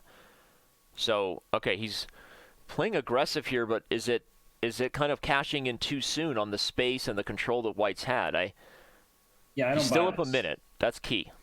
I think just take on c5, take on a2. And I understand that it might not be good and it's a bit risky because you're putting your queen so far away from your king. From a practical point of view, it's yeah, giving up that bishop is tough because queen f4 to f6 and things like that look really annoying. Yeah, I don't know why Wei Yi's thinking here, and this is the bit of the turnaround in the match. It's not a connection issue, right? He's rocking a 4-bar stable point of view over there in China. He takes. What's he saying on knight takes b7? He's saying, I'm going to play knight to b4? Oh, he might play rook b8. That's sneaky. Ooh. He's going to trade. Knight takes b7, rook b8, rook takes c6, rook takes b7, and the b2 pawn is the weakest point on the board. All right, okay, we're going to find out. He goes for it. Yep. I actually like this turnaround for Black. Yeah. I think Black's king is actually quite safe. There's no way to get to it. And knight d6 is the one idea, but knight d6 doesn't feel like too much. It's fascinating that you just said Black's king is actually totally safe over here, right? Despite the doubled open file. White has to be careful as well because these pawns can't return. All right. Bishop to b4. Okay, I'm just playing instinctively here. Maybe that's not the best. Okay, queen b1 is nice. Notice that you can't challenge on the first rank because b2 falls. Yep. And the queen is spying the light squares from this backdoor diagonal. Yep. And you can't go knight e1 or anything because bishop b4, as you pointed out before. So this is... Something tells me we're still on route for an Alireza victory to bring this to one game just because of the clock, but I do agree that chess has favored Wei Yi over the last 15 moves. Honestly impressive by Wei Yi to get out of this. It's been I thought his position was really tough. I think that Alireza rushed, and I think he'll come to regret moves like knight to c5 or things like that, and queen d2. He could have played it more slowly, but he... But again, if you look at the clock, this may be all he ever needed. He'll bring the knight to h3 now, I think. Think on f7. Oh, wait, no, it doesn't work. Or does it work? No, I'm talking to myself. I wanted to take on f7, but it doesn't. And then queen h6, I see. But no, I think this is the right approach by Alireza. Here comes h5. Yeah, the rook on c2 was hanging, so I couldn't even take on h6. So my bad. I got excited. Hey, we all make mistakes. It's okay. It's when they're not my pieces, I'm happy to blunder them. Yeah, I know how you treat other people's pieces, okay? I treat them with respect. I respect my neighbor's pieces. All right, rook b3. He's grabbed the third rank in the light squares, but again, I look at the clock, and that's what I worry about. Wait, he didn't take h4? I thought he was going to go ahead and steal that one. Queen e2, but there's no squares. Well, queen h5. Take on f7 with check. It's a mate, right? Queen h5. Queen h5, do it. Oh, he's doing it. He's doing it. If for queen sure. h5, queen c2, it doesn't matter. Queen f7 and knight g6 would have been lights out. Rook b7 saying, take my bishop, your rook Look is at that. Wei Yi, wow. the heads-up play, sacrificing h4, but then c2 falls. Wow, that's... And look at the time. Look at the time. We are closer to equal than we've been all game. I like that move, queen to e2, because queen d3 check is an annoying threat with the queen on b1 like that. There's some discoveries. So it might just be a fizzle-out, weird repetition, queen h5, queen e2 with rook b7, rook b2. What a Wei Yi's got his resting chess face on. Alireza slightly more animated here. Wow. People shouting for Alireza to flag him, but I don't know that he sees an opportunity to do so. One more repeating of this, and we've got a draw, and Wei Yi holds that position. Wow. OMG's snaps. This time, direct shout out to the emote. Go ahead and use it. While I remind you that upcoming at Chess.com, we have a lot more events, not just the Junior Speed Chess Championship, but of course this week we are also covering the Grand Chess Tour, Paris, but right now we're going to focus on Chess.com's events. We've got the Title Tuesday SCC qualifier, the Speed Chess Championship qualifier as we transition to the main event. And then we're covering the Singfield Cup, the two faces you will see most often, analyzing games like those of Magnus Carlsen, Levon Aronian, Vishy Anand. The whole field that'll be in St. Louis will be me and Robert most of the time, and we're pretty pumped about the Singfield Cup coverage. First time we've covered it directly here on Chess.com in a few years. So mark your calendars. The Pro Chess League Summer Series is still your chance to play alongside top grandmasters. So if you somehow just discovered this chess channel, boy, are you in for a treat on this easy like a Sunday morning. Let's talk about the Grand Chess Tour if we can. Remind everybody that we're also covering Paris. We covered it yesterday. Right now we're focused on the Junior Speed Chess Championship. We'll be back at the Paris Rapid and Blitz for the Grand Chess Tour starting tomorrow. So make sure you are aware of that and join us. Join us tomorrow. So there you go. There's our Shedge. There's our Shedge. You know this event is a big deal because even Mr. Dodgy Chess was spotted in the chat. That guy's a Grand Chess Tour fanatic, but he made the right decision this Sunday, Robert. It's because you're here. No. It's because he want to hear you crack jokes at my expense. Come on. Anyway, thank you to everybody who's here. All nearly 12,000 of you with us. Jokes aside, we know this is a big deal because of the players. That's Wei Yi and Alireza Firouzja. These two guys are giving us a treat right now. Wei Yi showing why he's been 27-40 for a long time, Robert, with his 2-game lead. Yeah, absolutely. But I like Black's position here, and I think that I would take on d4 once with the c pawns, and then put my bishop out like to b7 and try to get rook to c8. And the reason why I want that trade is because let's say I play bishop b7 first, and I'm trying to hit your e4 pawn, and that's pretty obvious to you.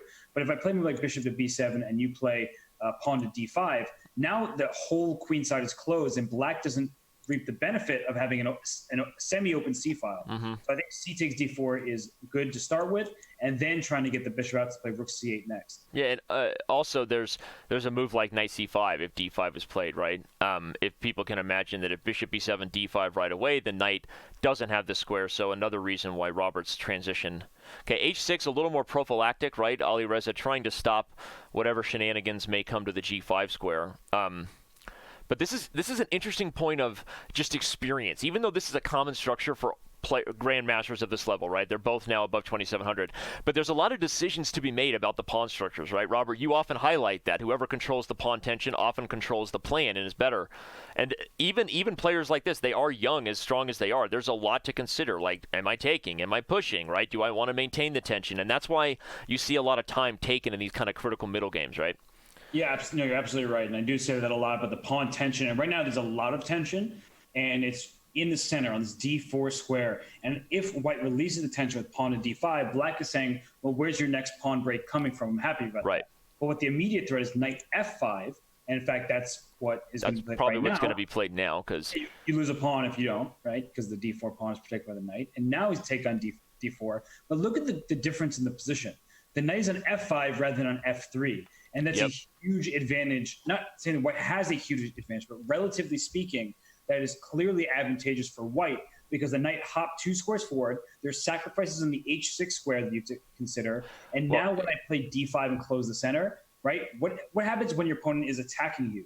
You want some counterplay typically in the center. Now you wouldn't get that counterplay in the same way.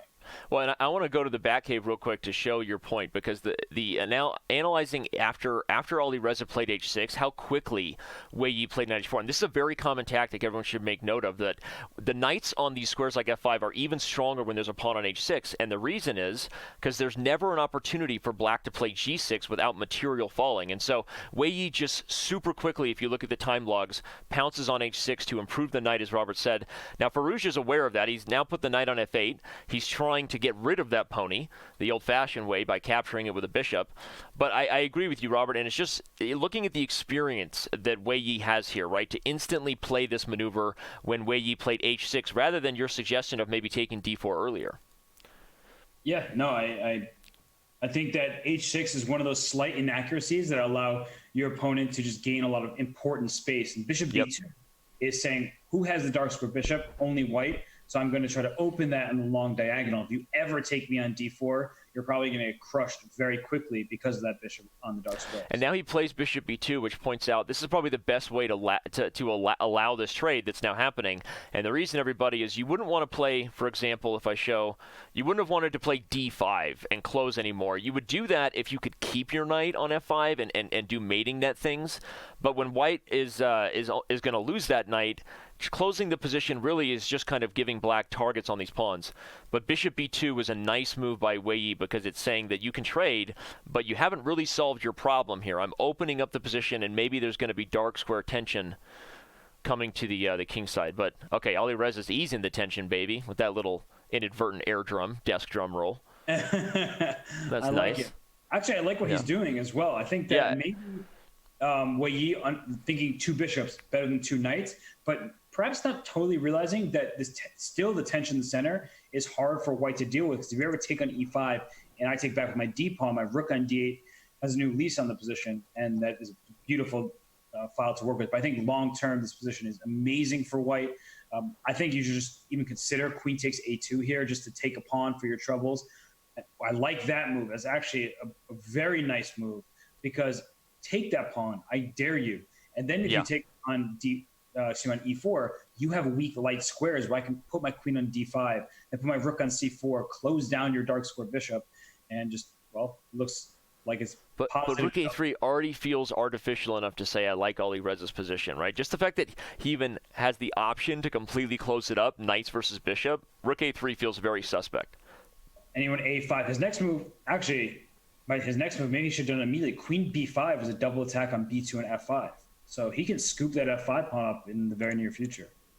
Oh, that's a nice point. And maybe that's why he didn't play d5 in addition to the a-pawn falling, is now.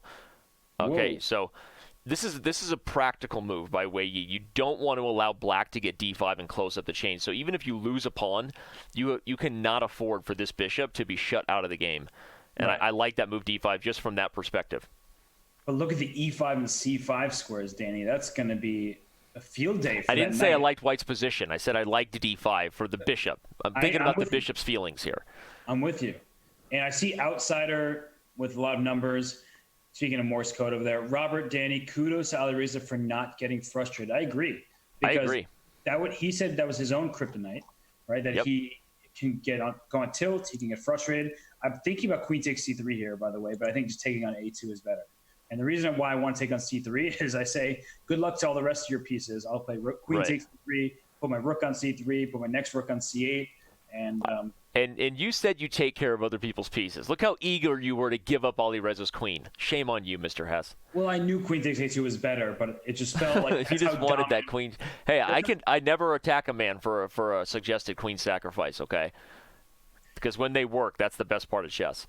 All right, but here comes a4, and we may get our queen sacrifice for two rooks. Rook a1, a takes b3, b takes a2. Now I really like that idea. In fact, you think he's going to think about a4 here? Yeah. Wei Yi only has a minute.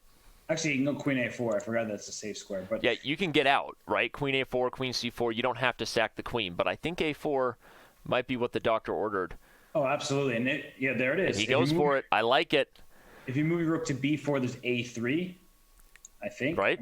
My queen's still getting trapped somehow. Oh, a3, then you have rook a1, so not a3. But you still get basically the same type of position you were talking about. He's going for it. Oh, you can stack the queen on b2 and just... Yeah. I like it. It's the transition you Wait, mentioned wait. earlier on C3. Wait. Oh, never mind. Okay. I was like, what if I just move my bishop and then Oh, play wait, rook D5 next? is also hanging here. So what's happening here?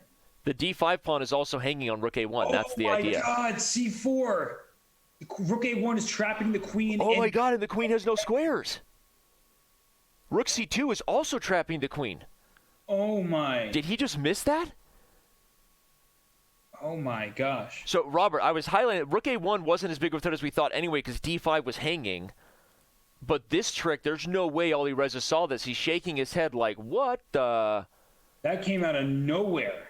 WTF always means why the face. And he's looking at Wei Yi and he's like, why the face, bro? Like, what's going on, dude? Why are you doing this to me with the queen traps? Oh my gosh. And that's a huge turnaround because it looked like Firouzja was gaining the upper hand. And now he's certainly not. Now Rook C2 traps that queen. Right? Yeah. You the Rook C2. E3 is just a bluff. Rook C2 and it's over. Oh my gosh. He just Okay, took it. Did he miss that? Well, I guess he said your queen's still trapped, so. I guess he's like, yeah, let's take your e-pawn, dog. Don't even worry about it. But Rook C2 is what a tricky little transition. Well, look at the time situation, though. Wait, Yeah, but why is he waiting? What are we missing? I don't think we're missing anything. He's just telling how to trap the queen. Take on A1, play rook takes E3, and somehow absolutely pray that you can hold this position, but you're in big trouble. But look at White's king. It's not that safe. So that actually, rook E8 immediately. The rook C8. Yeah, just play Rook E8. And then Rook play E8 forces Bishop F1. And now Rook E1's coming anyway, and look for these knight and rooks to have a say here. We're going to have a time scramble. It's not rook over. E1, queen takes A3, rook 8 to E3, rook to F3. Okay, he had that as an opportunity. Okay, but you can still take A3 now if you're Wei Yi, and Rook E1 is met by Queen D4. Where's Black's next move? That's a great question. I like Queen D4. Do it. It hits the knight. Even on Knight E3, you can take with the rook. Okay, he doesn't go for it. Knight E3. Knight E3, you're going to give up the rook, which is why I wanted my queen on D4, hitting B6. Right, I like that a lot better. But now just play Yeah, Knight E3. I don't think he saw that. What's Alireza thinking about? They're both thinking. Alireza's trying to come up with something at the last second. He's going to try to bring the other rook in. Okay. But now White has Rook A8. Oh, that's it. That's over. Yeah, he shakes his head. That was not ideal. Queen A3. Look at that. Hits the rook. Hits D6. Yeah, now just pawn H3, king Here moves comes up. H3, and there's no more Knight E3 Oh, or F6. It's queen another C6 way to do it. check. Game over. Wow. Oh my gosh. That is a comeback victory for the Chinese kid. Welcome to the Super GM Club. Let's remind everybody of our daily question, okay, which is important because with that victory by Wei Yi, he says, you may have just crossed 2,700. For those of you who didn't know, Alireza, with a victory in Turkey, has just crossed 2,700. But guess what? That doesn't necessarily make him a Super GM yet, or does it? Give your vote on Twitter. Use the hashtag SpeedChess. And let us know. Robert, I have my ideas of what defines the Super GM, but I'm going to let you guess your number first. We're going to let the fans get involved. We'll get some tweets and going, but let us know what you think really defines a Super GM, because Wei Yi is an undeniable Super GM as he's up 3 games in this match. Alireza, his back is against the wall. Do you want me to answer that now? Let's wait till we get more from the fans, because apparently I'm just being told we have an impromptu Photoshop challenge going on. Okay. Based on Robert Hess telling us how much he enjoyed the new Lion King, with the exception of Beyonce's voice as Nala. Apparently, we'll talk about this later. But Wei Yi is welcoming Simba to the 2700 Club. And I don't even know who that came to us from, but thank you for that beautiful piece of art. Disney, don't sue us. That is hilarious. FYI, Disney is the one company you don't mess with even for a second IP, but nobody watches chess shows, let's be honest. Back to the game. Oh, look at you. You got Chess Bay upset with me. I didn't diss Beyonce. What I said was her voice was distracting because I kept thinking of her in some of her other roles, and it was just like hard to pay attention to The Lion King when Beyonce just you express your dominated feelings. stuff. You express your feelings. There's nothing wrong with that. I'm saying there's no diss. All right, Queen to E8. Again, we've had a lot of Lopez, both for white and black. Firouzja now with about 15 minutes left in the 5-minute time control. Would really like to bring this within 2 games, maybe even 1, before they head into the 3-minute. Yeah, and right now Firouzja trying to get himself together, gather his emotional state, and with bishop to b3, he played that as a prophylactic move, stopping any knight takes d4. Right? The queen and bishop were lined up on the bishop on a4, so a knight takes d4 shot was in the cards for black. And now black's position is awkward. Why is your queen on e8 rather than on a square like e7? He might go queen e7 now, but then the real question is, was pushing the white bishop to b3 advantageous for black at all, or did that actually help white? And It's hard to say, though, right? Because often the bishop is on b3 in these structures anyway after black plays b5. So the fact that you voluntarily did it and black hasn't advanced the b pawn, that's also a little nuance, right? Because sometimes the b5 pawn ends up being a target for white with ideas like a4. Right. I'm not trying to defend Wei Yi's decision there. I'm just saying it's an interesting little weird trick, right? The queen e8 discovery battery, you said, we're now getting a structure we're very familiar with, but with pieces not on their most normal squares. Yeah, and the a3 is saying, I don't want you to ever play knight a5 and kick my bishop off the diagonal. I like that. Yeah, it's a nice way to just keep that bishop alive on its best, let it live its best life. And for black, I often think about knight h5 ideas to go to f4. But white can also play knight c4 as a response, saying, well, feel free to try to get to f4. I can always capture you there and give you double pawns. Alireza leaning in, trying to get that good Iranian rap going in his head so he can start bobbing his head and having a better time, because right now he's got to change the mood. Note that a3 will keep the bishop on this diagonal, as Robert said, because there's never a bishop e6 challenging it without a d5 4-key mode. So I'm liking Alireza's position too, honestly, the more this goes, because f5 just feels so double-edged, right? That's why you maybe play king h8 if you were Wei Yi, to unpin the pawn. Yeah, but that feels like he goes for it. I was just going to say, that feels like a move you're going to wish you could have back, but he completed my sandwich by playing the f-pawn. Hey, I'm getting hungry. What kind of sandwich is it? As long as you keep completing my sandwiches, then we'll get one together. I'm thinking subs, maybe. Fresh baked bread, though. Not like the Subway kind, like real fresh. Sounds good. But you know what, Danny? I'm curious. Would you take on f5 here for white and say, I'm going to open the e file? Or do you think that allows black to just go gf and try to go e4? And Let's go to the back cave. Let's go to the back cave and find out. If takes, g takes, you also loosen the knight, and it makes knight g5 start calling my name. I don't know. If you take with a piece, you allow a 4-key mode, right? Right, I'm definitely taking with the pawn back on f5. So you take with the pawn, but then knight g5. There's threats of knight f7 and queen takes h5, and the e-pawn is pinned. I don't know. Dynamically, like I said when f5 was played, it feels like a move where he's going to wish he could have back, and I like white here if Firouzja can calculate this out. Well, I think we're going to have to agree to disagree. I thought queen g6, just give me that open file. And you like black? I love checkmating people. Oh, man. Just, it feels good, man. He takes e5 first. Maybe that's the difference. Now when he takes f5, Robert, if e takes, g takes, knight g5, say goodbye to your queen g6 because d7 hangs. All right. Well, I see your point. That actually might be a more precise move order. I agree with that. But God, Robert, you have changed. No, I'm still wearing the same Ninja Turtle shirt. Don't worry. I think he's a bit concerned, though, about giving black such a large center. Because if you do take on f5 and allow this pawn to e4, and the knight comes to e5, I can understand why that would worry you. And he plays knight e3 right away, saying, well, my pony's going to hop right to d5.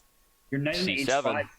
Your knight in h5 wants to share that f4 square with the pawn. So there's a pretty awkward piece out there. Yeah. Okay, and normally pieces can't live in the center this long. A pawn will try to kick it out, but e-pawns don't move backwards. Right. And the c-pawn is going to be hard to push without something like knight b6 coming in anyway. Yep. I like this by Firouzja. Also, I'd like that he's finding it quickly, because the biggest issue in the 5-minute portion of all things, Firouzja's been the slower player. Yeah, which has certainly been surprising, but I really like what he's done. He rerouted that bishop from b3, where it's an empty diagonal, to e2, or maybe later to f1 to protect the king side, to allow for any kind of b4, a4, b5 type pushes. I like b4 now, I guess, just to deny these squares from the knight. Although knight c5 is not like it's... But I don't really want to allow knight c5 with e4, so I would play b4 here. Yeah, the only downside of b4 was if black played bishop a4, right? That would be... Whoa, really?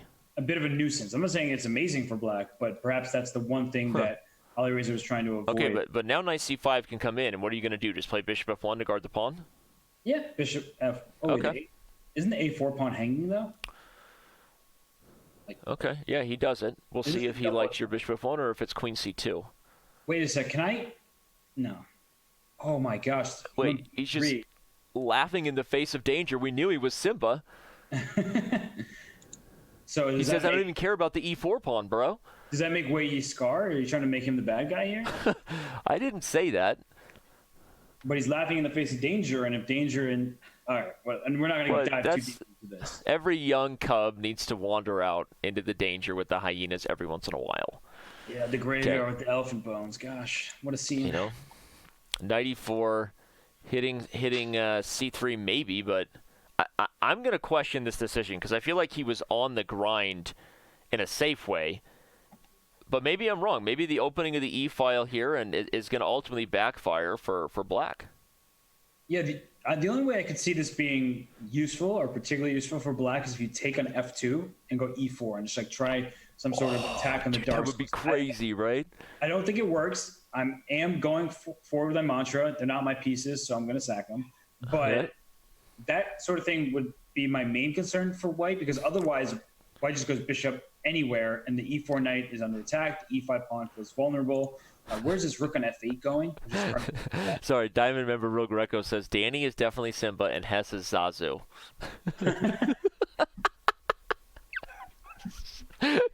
Sorry, I like this guy That's today. hilarious. I'm just leading you around and you ignore me at every turn. But you know what's funny is you and I were singing "I Just Can't Wait to Be King" before we went live this morning. Well, I think it's time that you and I had a little heart to heart. Right, and as I would say as Simba, kings don't need advice from little hornbills for a start. All right, Bill. bishop d3. That hurts. What? Don't call me a hornbill. I'm a you human. started it. Bishop d3 hits e5. Knight g5 is coming. That rook is running out of squares. Knight g5. Just do it. Oh, Knight take takes c7. Take d6. Take Bishop e5. d6. The whole position is falling. It's just a collapse in the center. And Firouzja takes a sip of whatever that delightful Turkish drink is, and he is ready.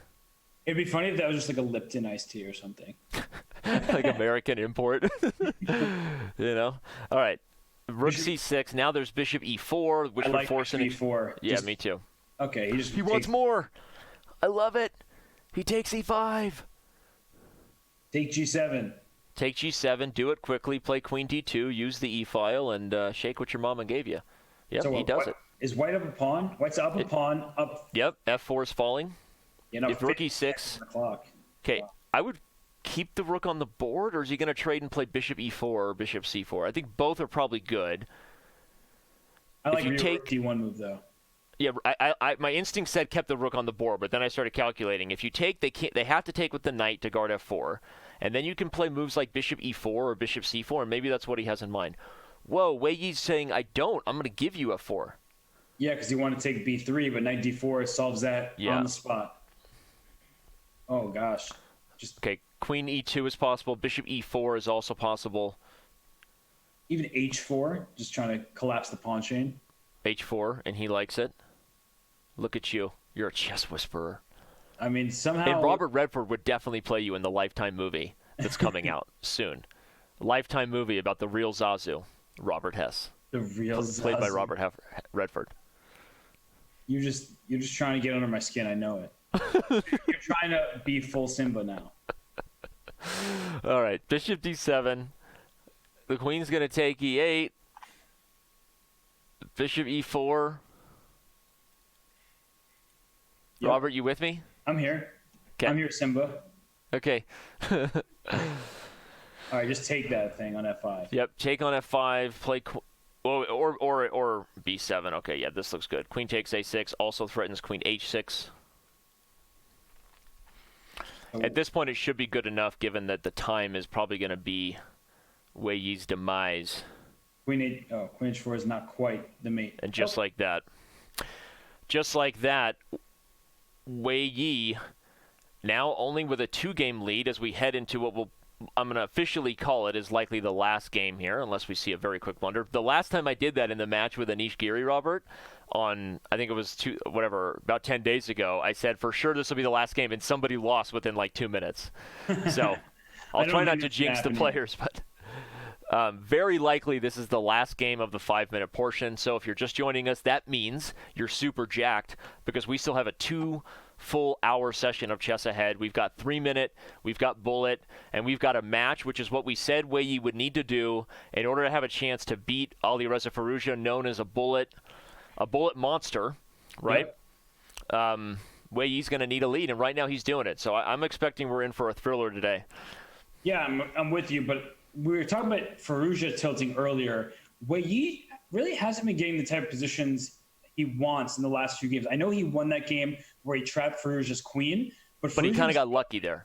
Yeah, he got very fortunate. Yeah. Firouzja was outplaying him throughout that game. So it feels like in the last batch of games, Firouzja has had the upper hand. He's still down 2 games. So it's frustrating for both players as we get closer and closer and closer to the bullet portion. I think he has to start sweating, because he knows that Alireza is such an amazing bullet player. But as you pointed out earlier, Danny, and it's a great call, in this match itself, it seems like Firouzja has been down on the clock more often, which is surprising to us, considering how quick of a player he is. And once again, we've seen that change. The faster the time control, sometimes it's like a reset button, right? Sometimes players are slower in 5-minute and still faster in bullet. So, but no, I agree. I mean, I would argue part of the reason Firouzja's been down on the clock is because look at the scoreboard. He's been getting outplayed, I guess, if you look at most of the games, right? And that happens when you're in worse positions, you use more time. So, okay, but here Firouzja, he's getting aggressive.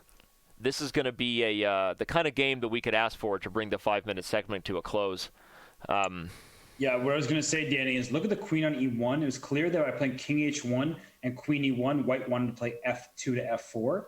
And instead, now queen is on e1, awkwardly placed, and black got an f5. So I would take on e4 right now. Yeah, I love this move by Firouzja. Yeah, just play bishop e6, develop, and you have the knight on f3 is actually stuck there, because the f2 pawn will be hanging if the knight on f3 ever moves, which just keeps white stuck in his place in an unfortunate way. h6. I don't think that's necessary. So, yeah, it seems like a maybe unnecessarily passive move. I mean, white even maybe has the time for something like h3 now if you want. You have to be very careful, because at some point black may just take everything on f2. Normally, you're not looking to give up 2 minor pieces for a rook, but if it leads to a lot of tactics on the f-file, black will do it.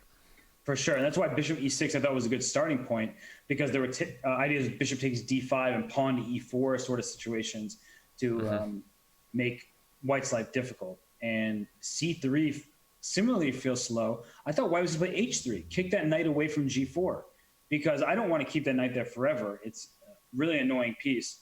And so now, I think he might have been worried about something with knight takes f2. And well, let's go to the back cave and analyze, because I looked at a position where if h3 came, take, shake and bake, and then knight d4, and combine that with threats like bishop takes h3, I think this is what he was worried about. So you think that he was just trying to just pile up pressure on the knight on f3? Yeah, that looks... PP on the PP, as they say. Put pressure on the pinned piece. I agree. That does look a bit frustrating. Maybe g4 would be the only response there, but it looks... Right. But okay, I mean, we agree, right? That's a very dangerous position for white to open up. But I feel like now is an even worse version. Okay, he went bishop e6. I was actually going to suggest knight e7, because he just gone h6. But I was going to say now Weili has time, though. Now he's guarded d4. So if he wants to play h3 and we get the same types of variations, there is no knight d4 with the follow-up pressure. So, but there's pawn e4 after I take on d5. So that's why I thought knight e7 is better than bishop. Okay, c6 is hanging, but yeah, I hear you. So that's why I thought knight e7 rather than bishop e6 was the move, because then you're threatening the knight on d5. Very nice. Yeah, so knight e7 would have had the same idea. Let's show Robert's point, because we're calculating like madmen here. They don't pay us enough to calculate like this, Robert, but we're doing it anyway. I thought h6 took away the g5 square, so you might as well have made use of it. Okay, well, he does ultimately just retreat the knight. We're still all centered around this tension of whether h3 will come, or if it comes too late. Queen e8 by Firouzja heading to h5. Shout out to Dad in the background. Don't let your kids drink too much Red Bull, Dad. Look at the piece development here. What is white's queenside doing? The answer is nothing. And black is, all of the pieces are very active here. And queen h5 kind of plays itself. So I would recommend that as a move, G5 is probably what he's thinking about right now, saying, should I do it? But the problem is if you go G5, knight F5 is, of course, going to be played immediately. Saying, go ahead, win a pawn. Yeah. All of your light squares are going to be an issue for the rest of the That's game. a thrilling way to give up a pawn, right? You would love to open up this bishop and have a whole lot of light squares to go with it, right? Yep. Sign me up for that compensation. Yeah, no, that looks phenomenal for white. The more you look at it, the more you feel like Weiyi's dealt with the f-file pressure well. I mean, look at where's this position going? Knight f5 might be happening on the board regardless. Yep. And I think this position has turned around. So if Firouzja had something, he might have let it slip. And by the way, Robert, this is the last 5-minute game. Time is officially up. We will be headed to 3-minute right after this. So, yeah. Yeah, and this is a big moment for Alireza because he's down 2 games. If he can win this one and go into the 3-minute segment just down 1 game, he's feeling very confident. He should, at least if I were him, feel very good about being down 3-0. You start off losing the first 3 games, and then if you can say, okay, I've won +2 since that initial horrible stretch, you have to be feeling good about yourself. But right now is Weiyi's time. I really feel like he's gotten the better of the last series of moves. Yep. I was going to say the opposite storyline is you had a good game here and a chance to be down only 1. If you lose this one as Firouzja, you're down 3 games. Yeah. Totally different, right? I mean, the tilt could be real there. And I'm getting nervous about where this is headed for Firouzja. Yeah, I liked his position way more earlier. And the question is Weiyi going to play F4?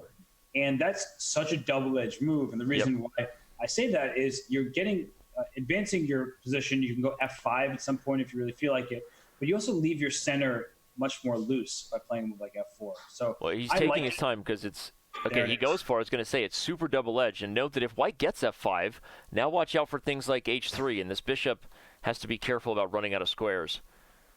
But I'm worried about F4. If Black just takes it and tries to play like D5 or even Knight D5, there's all kinds of pins here. Right, and then the White Queen will try to go to G3 and then attack the G7 square. So very nice. Okay, yeah. He sat with Rook E8, but now I guess F5, Queen F6. The bishop does not get trapped because it heads this way. It heads right into F7, and the knight on H4 needs defense as well. It's an interesting decision to play F5 rather than just like call the bluff and build the tension, Rook AE1 or something. I think if I'm White, I'm playing Bishop F3 and it's like Rook G1, G4, G5, just try to crash through. But obviously Black is not going to sit and allow everything to happen. Yeah, the positional break Black wants here at some point is D5. This would undermine E4 and then weaken F5, everybody. So Weiyi has to be aware that Black is not just going to sit tight, as Robert says. He's going to get D5 as soon as he can. Yep. So I like this Bishop F3 move a lot.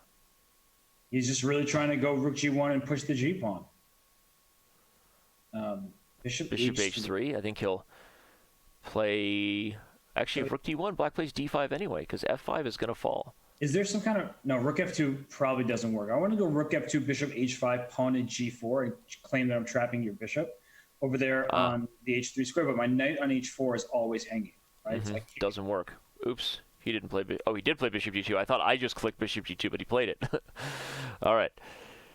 Okay, Bishop G2, and we might get a game of tickle here. If Black plays Bishop G4, it's Nietzsche. No, he doesn't want to draw. Firouzja wants the whole thing.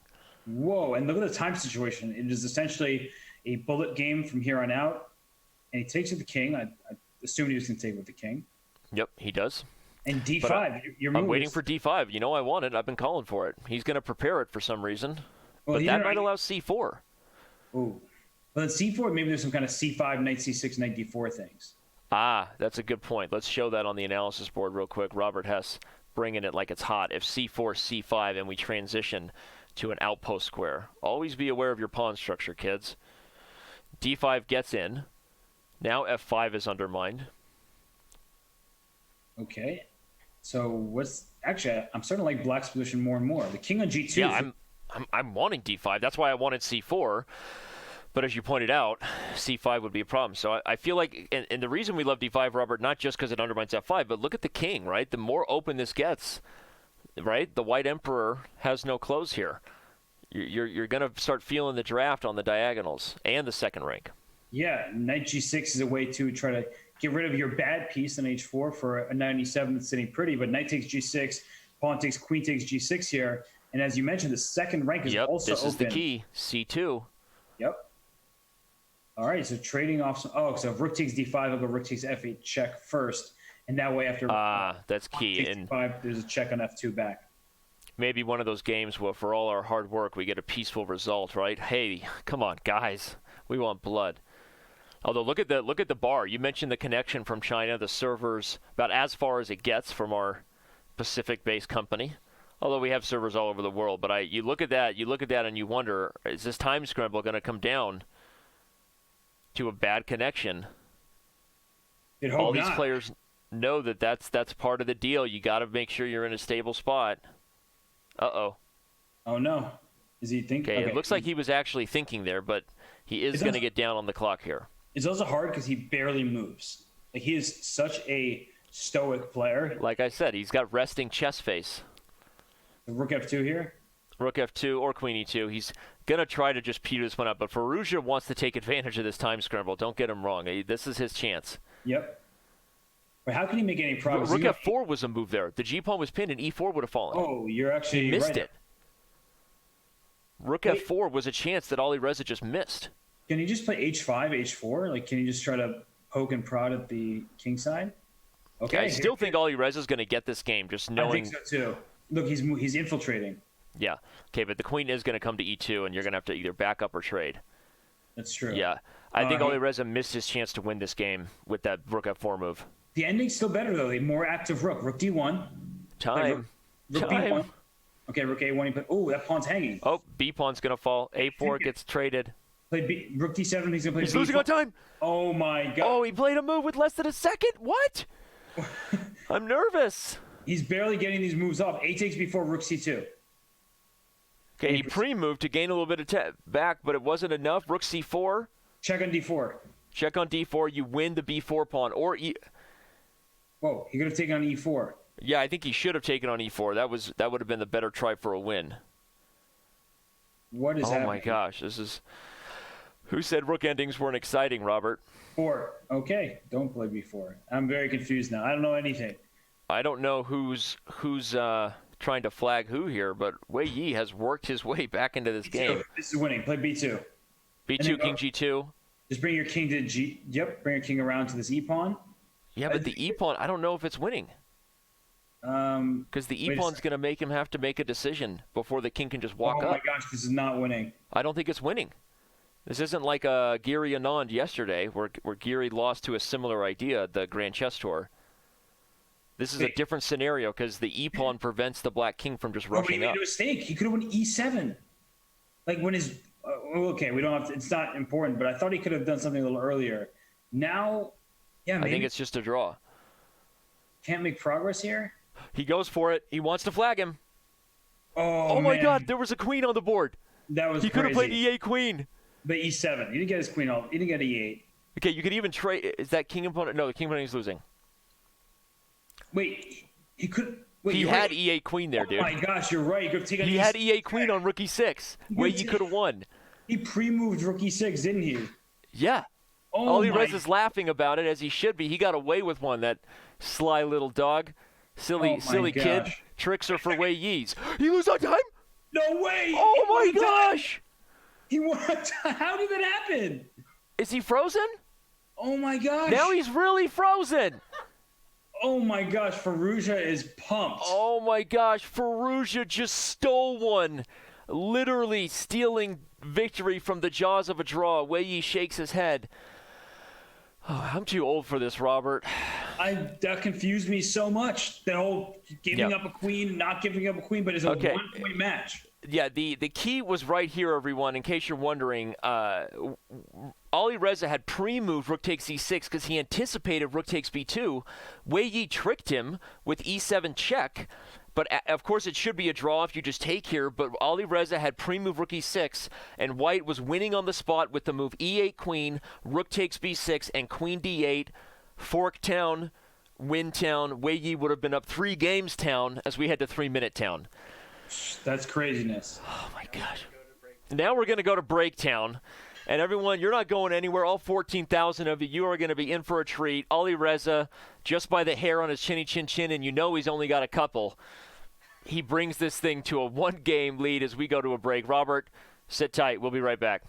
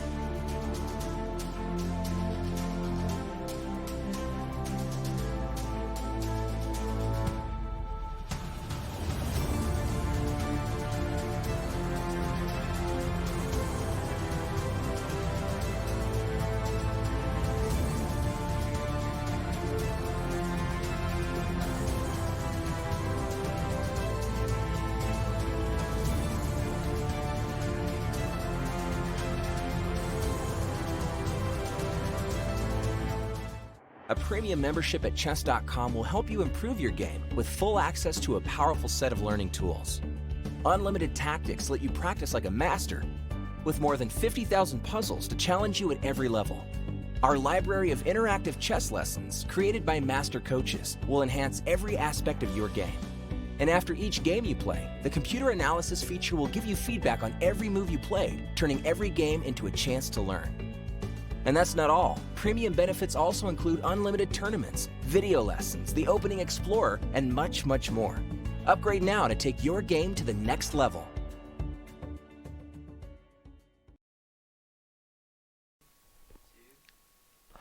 And the Junior Speed Chess Championship continues, and exciting news for all 15,000 viewers that are here right now as this thing is lit, is we're going to play a game that we've never played before, and a game that Robert Hess didn't know we were going to play. It's a very simple one. Robert, we'd like you to watch the stream and name that player as you see them on the screen. We get prepared. We're going to see if we can trick you into anything, but make sure you follow closely and name that player right when you see the card. Ready, set, go. Who do you see on the screen? I know you're on a slow delay. Go ahead. Magnus, Fabiano, Anish, and Hikaru. But I can read. Okay. You passed round one. Let's go again.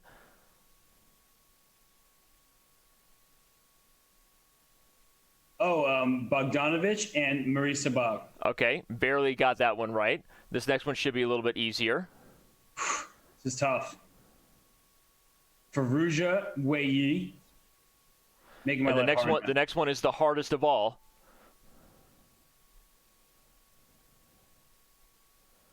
So waiting. Oh, That's man. right. Well, you just got the news, and we've got the news that you are the wild card. You are given a wild card spot to the FIDE Grand Swiss, and you will be competing at the Isle of Man. Wow. How pumped are you about this? I mean, that's exceptional. I'm honored. I'm ready to play, you know? I'm happy to fight with the best of them. We know you are. And Robert, jokes aside, I know we sprung that game on you to make this big announcement to all of our fans, but you've got so many supporters here at Chess.com, and so many people were already looking forward to the FIDE Grand Swiss because of those names you named, Magnus Carlsen, Fabiano Caruana, Hikaru Nakamura, etc. But now they have you to follow, and tell everybody how pumped you are and this opportunity. How much are you looking forward to the FIDE Grand Swiss? I'm stoked. I mean, it's going to be one of the best events of all time. I'm taking it very seriously. I know, everybody here sees me commentating. They don't get to see me play as much, but it's really an honor for me to return to the board and play against the very best in the world. I'm going to take it with pride. I'm going to take it in stride, and I'm ready to take on anyone who's in front of me. Well, and seriously, everyone is thrilled about this. You've been playing some of the best chess of your life lately, and not just because you win tournaments like Arena Kings, but your inspiration to get back and to really jump even more levels over the board. What is fueling that fire for you? What makes you wanna play and compete again with the best in the world? We know you're capable of doing it. So what is the fire there for you about? I mean, honestly, just playing the best players, and I think a problem in chess is, I think even for the top players, they get tired of playing each other all the time. And just like in tennis, right, you can see Roger Federer lose a match to somebody who's a professional, but maybe not in the top 10 in the world. Chess is the same way. In any one game, something like that can happen. And I think I'm most motivated by even having the possibility of playing the top players. But that climb is an arduous task, is very financially difficult. And so, I'm honored to be invited to that event, and I'm just looking forward to it. Last year, I played Vishy Anand, was able to draw the legend, one of my chess heroes, and I hope I get more opportunities like that. Well, that's awesome, and we're excited for you. Congratulations. Of course, we will have coverage of the Isle of Man, as everyone knows, starting in October when that major event, as Robert said, maybe one of the greatest Swisses you will ever have in the history of the game, right, with those types of players. So, all right, as we get ready here for the 3-minute portion, Robert, back to the focus on these players. I love to talk about you all day. You know that. I want to talk about you and your chess. Yep.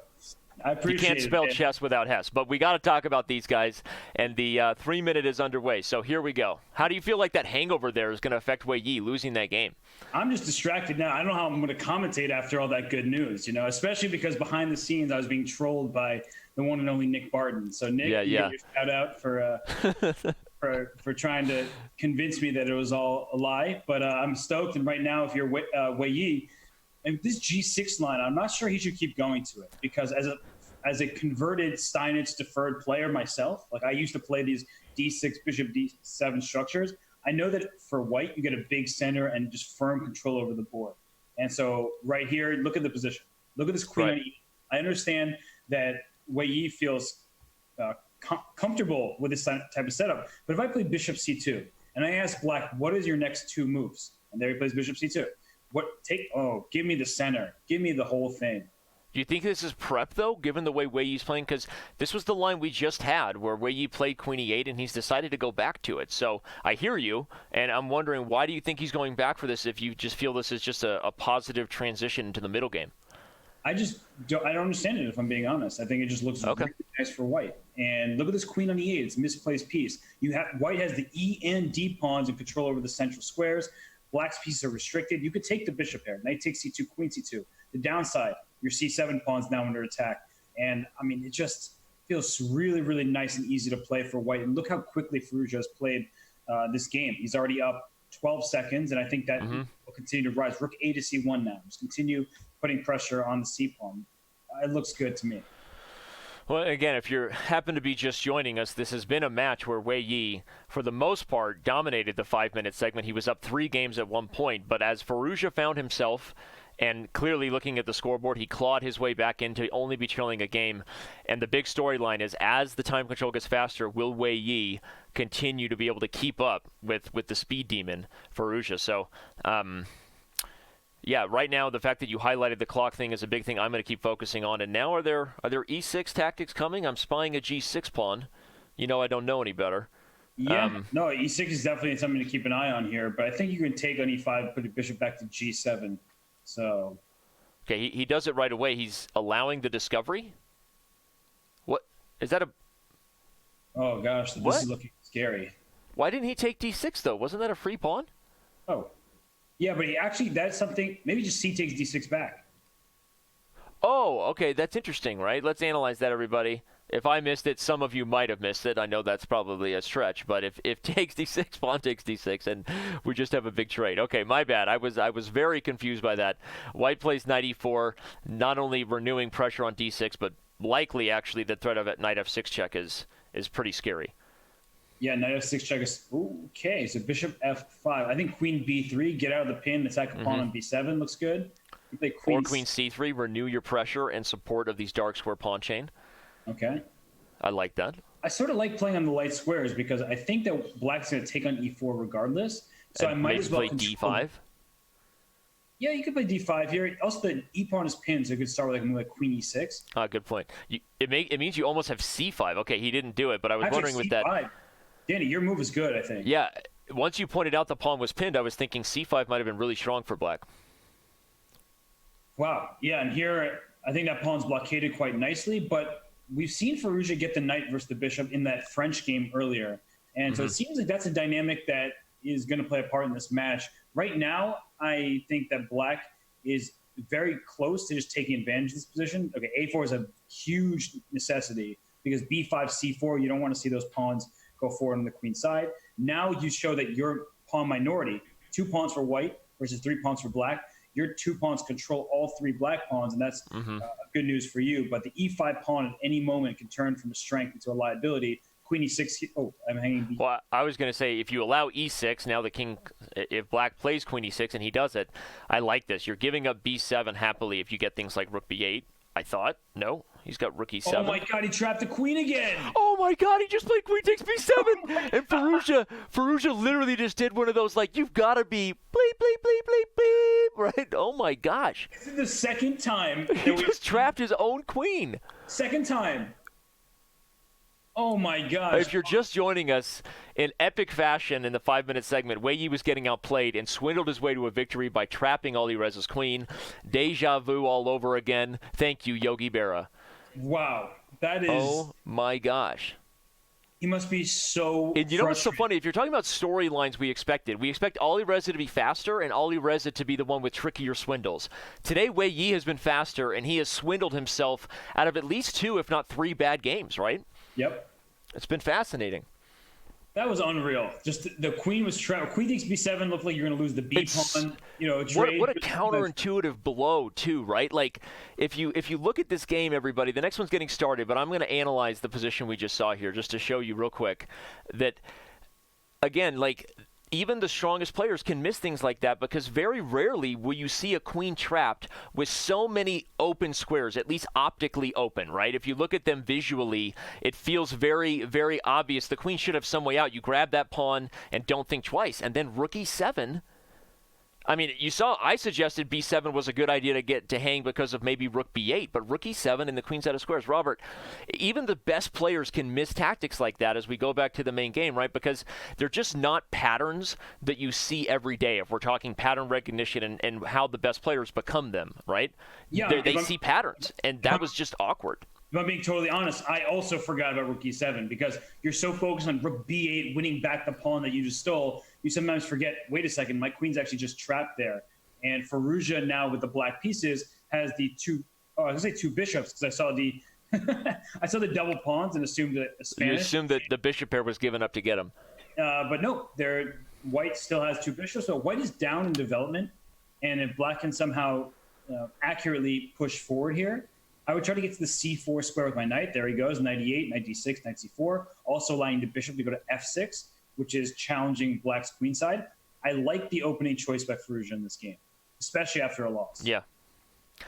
Especially after a loss, but if you take back that last game we had in the 5-minute segment, for those who might have missed it, where Wei Yi really shouldn't have lost, eventually lost in a time scramble. Like, if you're Firouzja, you got to be feeling a little nervous about how the blitz has gone. You could be down 3 games right now, and you're down by 2. Although the other way to look at that as well, I could be down more, and I'm just happy to be within a couple games as bullet nears. Yeah, no, I honestly don't know who should be happy right now, because right. I mean, Wei Yi should be happy he's up 2 games, but considering the trajectory, starting up 3-0, then these weird games, I don't know. I think Firouzja is probably really ticked off about blundering his queen a second time, but I also think that he can be pretty confident with how his chess is being played. Yeah. Okay. Well, now bishop f4 is played. Feels like black should have the better of this endgame, even if he decides to just take on c3 and isolate and double those two peshki. But okay, but don't forget bishop f4 is threatening e5, which is a fork mode. So let's not blunder in one move. So the question is black? I was going to say, does black want to play g5, and he does right. it.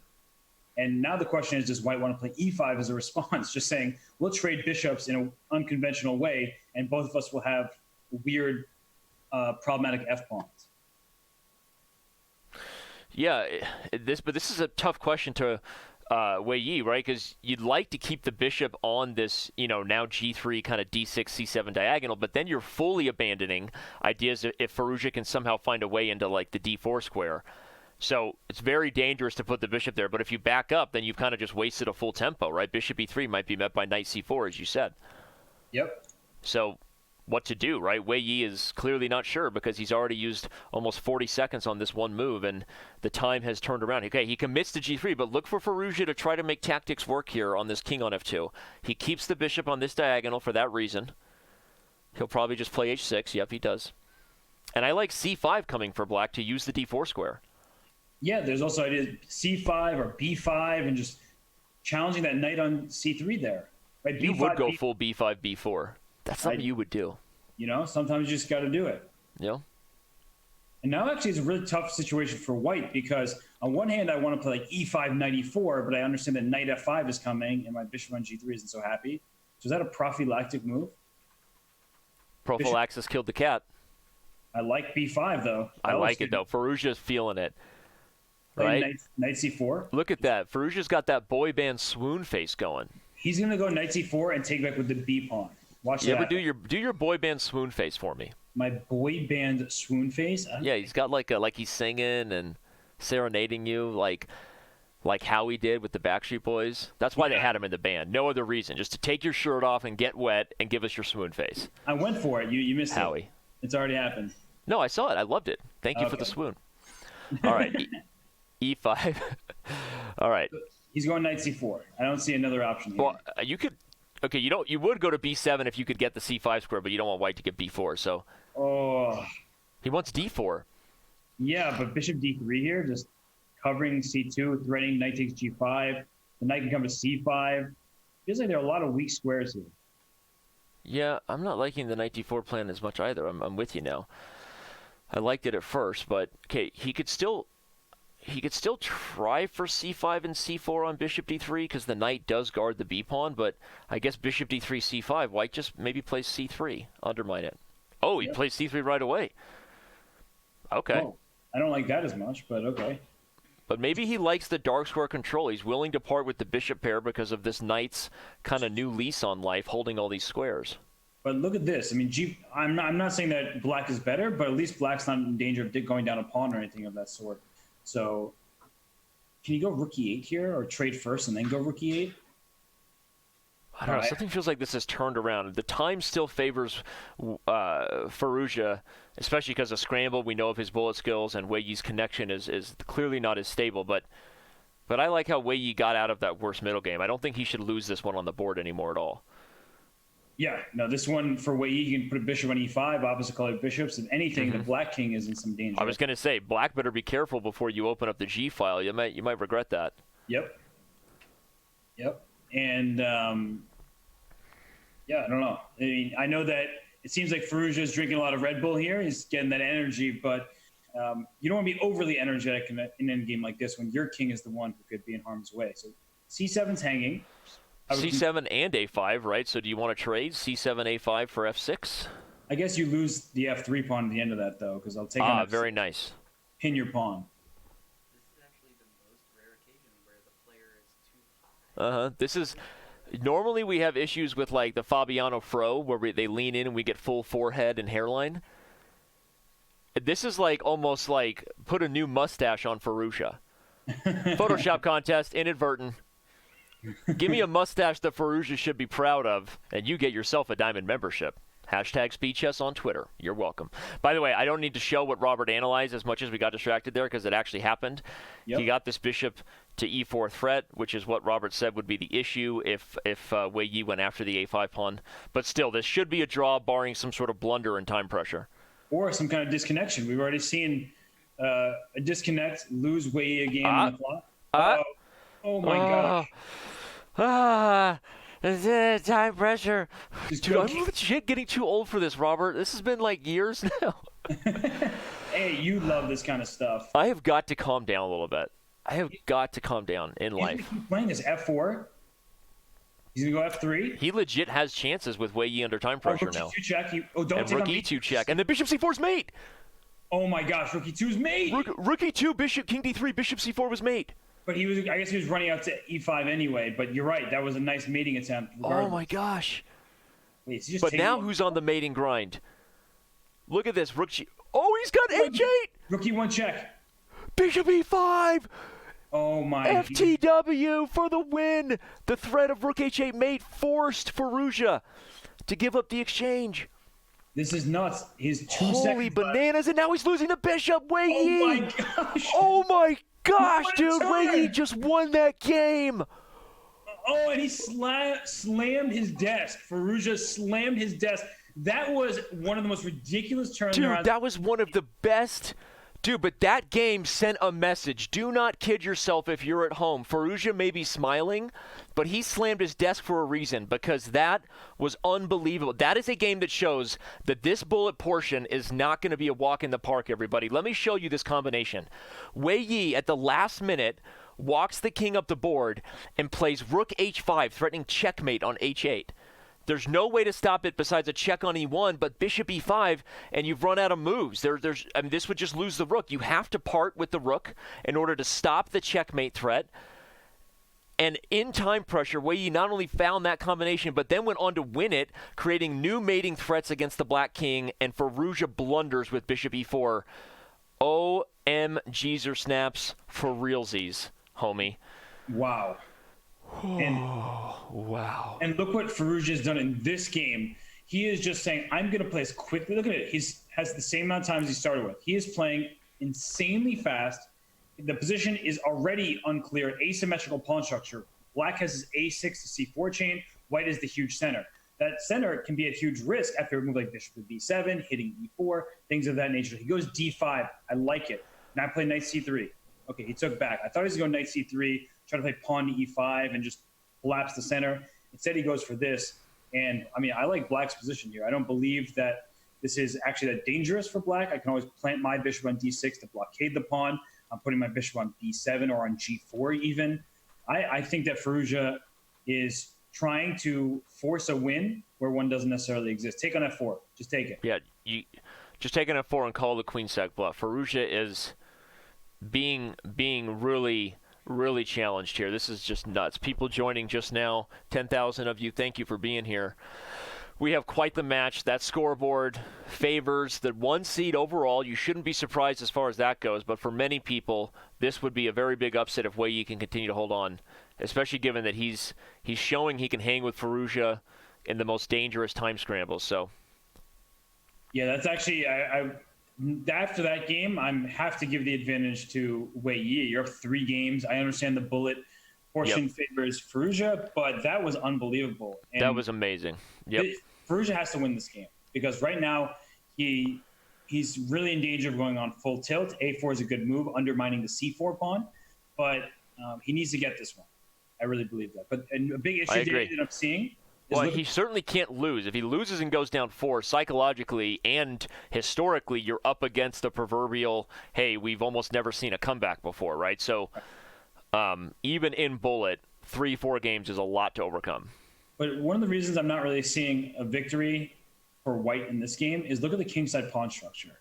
So even if I lose my 3 black pawns for those 2 white pawns on the queen side, I don't really see how white is going to make progress over on the king side with f2, f3, double isolated pawn. I mean, to really highlight Robert's point, if everything on the queen side is lost and white has the queen versus even just the knight and bishop for black with the pawn structure on the king side, probably even there black is holding, given that these weak pawns make it so hard for white to create weaknesses against the king side. So that shows you how unlikely it is that Firouzja wins this game. Although now it's a little different because if white is able to take away the queenside pawns and keep his own queenside pawns, all you got to do is keep one, right? If you can keep one pawn, the queen will really flex her muscles against the rook and bishop, helping another pawn. Here we go. I think that was a mistake. But maybe I'm wrong. No, but he's going to take b4, not a6. If he takes a6, c3. Why do you go rook c7, though? Rook b8 seemed much more sensible to me. Oh, yeah. Yeah, I think Wei Yi missed rook b8, winning b2. I mean, in fact, now he might have to settle on f6, which is never what you want to do when a queen is playing against your conglomerate of pieces because you've opened up your king now for checking business. So this is favoring Firouzja as far as the direction. Yeah, the a6 pawn is just hanging now, right? Just take that pawn. All right, look at that. He's not even giving up his b pawn. He said, I don't want to give you a pass pawn over there on the queen side, so I'm going to take that one. Deflects the bishop away from that diagonal with that sacrifice. That f pawn wasn't needed anyway. And here he goes, a5, yeah, a6. I think Firouzja's going to win. He is going to win. Just as we were saying, this is the kind of game that Firouzja really... But, we talk about that a lot in these formats, Robert, just that regardless of our objective evaluation, how much harder it is, even for the world's best, to play against the queen, right? In Blitz, because the way you win against the queen is, really precise coordination. Your pieces have to work together. And objectively speaking, the best players should do that. But with little time on the clock, how often have you and I seen a queen win a game that she wasn't supposed to win, right? Absolutely. That happens in this format a lot. That and knights, right? Knights are so tricky in blitz chess because they fork you when you're least expecting it. And it's happened to so many players. But right now, Firouzja cuts the deficit to 2 games. He's going back to this weird variation that I don't even know the name of. It says the Gunsberg variation of the 4 knights. So this early a3 by Wei Yi. And I don't believe in this line. You can't play a3 so early, which is a move that doesn't do too much. Gives black opening in the center, already castled, fully developed. I think that it has to be, even though I see these double pawns, which are not doubled anymore, I think black is doing perfectly fine here. Yeah, Wei Yi, you called it at the end of the 5-minute portion. He's still up in the match, but regardless of some really funny queen sacks and a few time scrambles, it feels like at some point the game shifted. Firouzja has not been worse at a lot of these openings, right? Right. He's been doing better from that regard. So let's see. Rook b8. Well, what are you doing about your b2 pawn? The queen c2, I guess. Ignoring it, maybe? Maybe bishop d3? Yeah, that's a fair point. Bishop d3 looks good. Queen c2 similarly. Queen a4, just... bishop f4, bishop f5, can't even say my squares correctly, tempts me. d4. But the a pawn's hanging, and I don't think there's an awkward queen trap there. Yeah, I wasn't going for a queen trap, but I was giving you my a7 pawn to probably try to go like rook e8 and just develop. Shout out to Diamond member Real Greco. No, neither of these players played in the Pro Chess League last year, but Iran is putting together a team that plans to try to qualify for the 2020 Pro Chess League season with Firouzja and Maghsoodloo. So watch out for that. And Wei Yi has been tried to be recruited by the Xiangdu Pandas. We also have heard that there are 2 other Chinese teams that plan to try to qualify in October, November for the Pro Chess League 2020 season. So thanks for that question there. But no, neither of these players actually played in the PCL last year. Wow, yeah, I did not know that about the new Chinese teams. Those are going to be powerhouses for sure. And, all right, Queen E8, Queen C2. Okay. Okay, I mean, you've liked Firouzja's opening. On a structural level, though, right? I mean, Black still has some things to figure out. If you give White 2-3 moves, you see Rook D1, Bishop E3, and all of a sudden these pawns are getting poked at. So Firouzja's got the initiative to prove here. And look at that. He goes Queen C6 to go D4. And Yeah. say your pawn at C3 is pinned. That's how you do it. That's how you prove that initiative. Your Bishop D3 move makes a lot of sense now. You know, Wait. I love it. Is Firouzja eventually going to try to play Bishop B7 and play D4 and try to meet White somehow? Seems ridiculous, but... God. Usually I'm the guy with mate on the brain. But you have been bringing those attacking ideas all day. You know, it's the weekend. Also, I'm getting word that Firouzja played for Montclair last year in the Pro Chess League. Oh, he did? Okay, I'm sorry. I was thinking about the fact that Iran didn't have a team when I answered that because I know him and Maghsoodloo are putting one together, so my fault. And Maghsoodloo actually played for Armenia or something. Or maybe he didn't play, but he was on the team. Yeah. So Iran has never had a PCL team, but they are working on qualifying, so my bad. But all right, Bishop E3, A5 played very quickly. Note that D4 was no longer an option because the bishop defended the queen. No more PP on the PP here. It's your favorite line today. Hey, it's a Chess Kids sponsored event. You got to be mentioning Fun Master Mike truisms. Put pressure on the pin piece. Yep, and A4 here. Well, is that here Rook B3, move the bishop out, play Rook F to B8? But you know what? I got mate on the brain. I like Queen E2, Bishop C2, and relocate this battery for something nasty on H7. You're all in. I'm all in. I also like Queen E2 to go to H5. I'd like this move Queen E2. Make it happen. I don't like Bishop D7 because I thought Bishop G4 would have encouraged you to play F3. Oh, Bishop G4 would have been such an irritating little move to deal with. Yeah, and that H3 says that's not happening anymore. But look at this. Rook F8 is coming very quickly. And here it goes. That's my Queen E2. I wanted it. Queen H5 is going to be the follow-up. So what does Black do here? Wait, Bishop C2? Well, Bishop C2, you can't take B2 because in the end, White had Bishop H7 winning the rook. But he's not afraid of Queen D3. He's just going to go G6 and say your B2 pawn's weak. Okay, but Wei Yi's going to start getting surgical here. We've got these weak pawns. I like Queen E6 a lot. G6 now. G6, I can trade F6 and gobble D5. Prove me wrong. You can. Oh, B2's hanging though. Maybe you're right. Yeah, but D7's hanging. Leave my D7 bishop alone. Hey. So he's going to go Bishop E6 or something? Bishop C6, probably even better. I'm thinking Queen's... Okay, yeah, you're right. B2 is going to fall in the end. But maybe the A4 pawn's also weak. Yeah, Queen D4 is a nice move. But who's better in that endgame? Because Black will have the rook on the second rank. Okay, I guess White can't really lose with the extra pawn. Right. But it doesn't look to be... actually, that's an annoying endgame. So what does he do? Because if you take on D4, Rook takes D4, Rook takes B2, we trade on B2 and A4 falls, and White's simply up a pawn in Rook endgame. Yeah, Firouzja's taking his time to try to deal with that, fighting for a draw now with King G7 because the rook ending will favor White. What? I like King G7 a lot. Essentially he had the same position he could have had with his king on G8. That was a really smart transition. Now very nice. He can just bring his king over to the C pawn.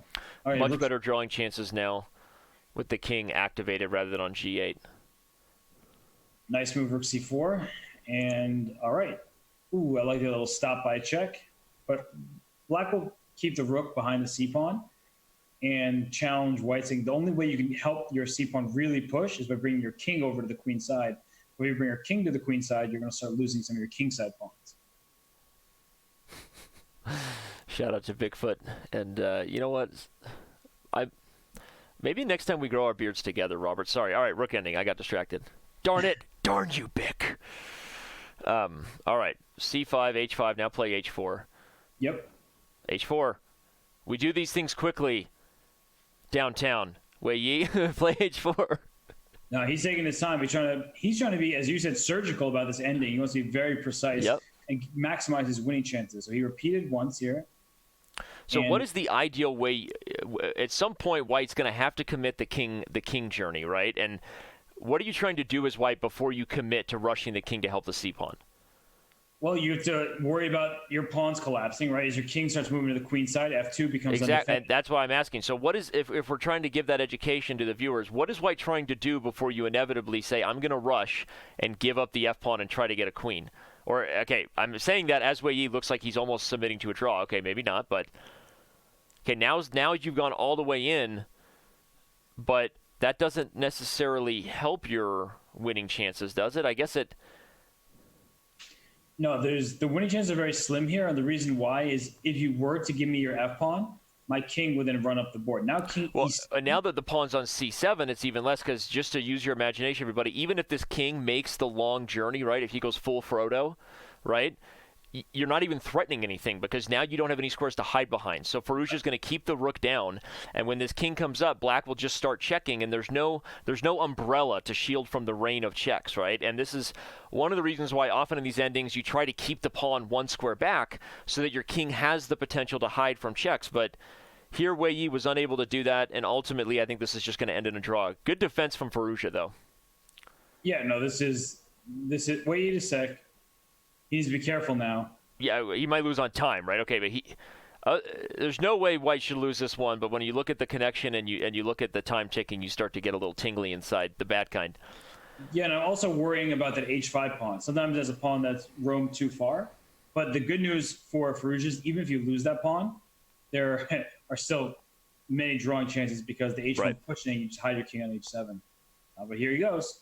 Here's Wei Yi trying his best. He's should Okay, but still, Black should just check and go back. There's no real threats here for White. But king g5. Oh, king g5. And now... Okay, but White is in zugzwang on very nice and timely. That's key. The rook comes to c5, and I think we'll finally see a draw. No, we won't. f6 coming. Wei Yi wants rook e7. He realized the rook c5 check would have kicked his king back. So he guards it first. Rook f5, then take the pawn.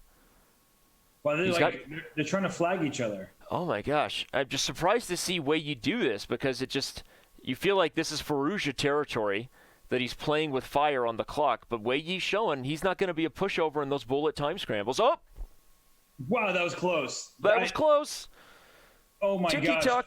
Tiki-taki. Move! You got to move! Oh my God! I can't take Wait, this you lost the f7? No, king g8. King g8. Check. And is there rook g5 check after rook f8? Stalemate. Wow, that's a beautiful stalemate. Oh my gosh. Oh my gosh, if rook f8, rook g5. That would have been so... That would have been sick. I'll show that on the board. Oh my... yes. Okay, next game starts. I'm going to show you exactly what Robert just said as I go full incoherent. The key was Wei Yi thinks he's found last-ditch winning chances here with the combination rook e8 followed by rook to f8 would look winning, right? I'm going to win the f7 pawn and at least keep my chances alive, although, by the way, that's actually still a theoretical draw. But the point is Firouzja had a very brilliant way to get stalemate with the move rook g5 check.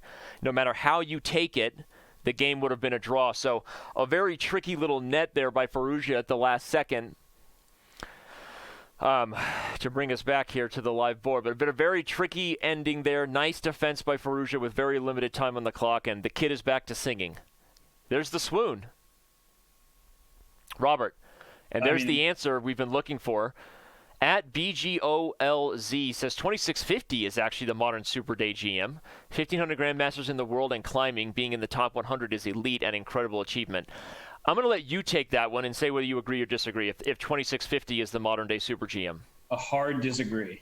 I knew you would. That's why I let you have it. Go for it. Extremely hard disagree. I think the modern day Super GM probably floats somewhere in the 27-30, 27-40 That was going to range. be my answer, dude. We do complete each other's sandwiches. We do, and we complete each other's daily question answers because Let's bring back the daily question just to show everybody what it was. And the reason we would disagree with that is because really the point is it's getting harder to be in the world's elite. And a super GM is supposed to define, the unofficial title that belongs to those guys who aren't just a GM but competing in the top, I would argue, 30, top 50 at least. And if you look at that, the top 50 usually is at least above 27-20, most of the time between 27-30 and 27-40, as Robert would say. So that was going to be my answer as well. yeah, so I think it's really, it's obviously a very subjective right. question, subjective answer. And the reason why I say 27-30 to 40 is there are these interesting players like Hari Krishna or Wojtaszek who are very strong players, but aren't quite piercing the top 10 and not particularly close, at least not yet. And so I don't know where they fall in, but when you see Hari Krishna play in the Shenzhen Masters where he beat Ding Liren and he was playing an amazing tournament. Well, and Wojtaszek is up to 21 in the world now, so he's right there. Okay. Yeah. But he just hovers in that 27-30, 27-50 range. Right. I'm not sure. I'm really not sure. And I would say that the top players, top 10 players, top 15 players, they have a different level. And I guess part of the issue is the Grand Chess Tour. And that's not an issue in terms of a bad thing. But in complicating the question is the Grand Chess Tour invites the top players in the world. And if they're not invited, are they the top, super GMs? And that's a tough question to answer. Yeah. Okay. Well, we still have some time if you want to get involved in the day of the question. See a lot of people disagreeing with me. What else is new? And that's okay. But yeah, I mean, it's obviously a subjective question, but remind everybody a big reason why we brought it up is because Alireza just crossed 2,700 for the first time today, and that led to kind of a fun question. What leads to fun commentary is when you get a whole bunch of guys like that together playing in the Paris Rapid and Blitz. And so join us tomorrow at 6 a.m. Pacific time, something in the CET GMT world, but, I don't do math. And be with us as we cover the Paris Rapid and Blitz right here on twitch.tv/chess. So, all right, Robert. All right. We're still at a two-game spread here in this match. Still a lot of chess to be played. The storyline, Robert, keeps being that no one has overcome a 3-game lead to win a JSCC match yet, Robert. But if there's one storyline that might suggest it be done, it would be a match like this where we know how much Firouzja is a monster and bullet, right? So I think, this is going to have us all on the edge of our seat for the rest of the day. Yeah, and actually look at the time situation right here. Firouzja's up a minute, and he's probably going to play f4 and just kick this knight out of the center. Opposite color bishops, interesting dynamic. The bishop on b3 much better than the counterpart on g7. So that to me indicates a clear advantage for the white pieces. And he took back this pawn on d3, so now it's even material. But just bring the knight back, knight e3.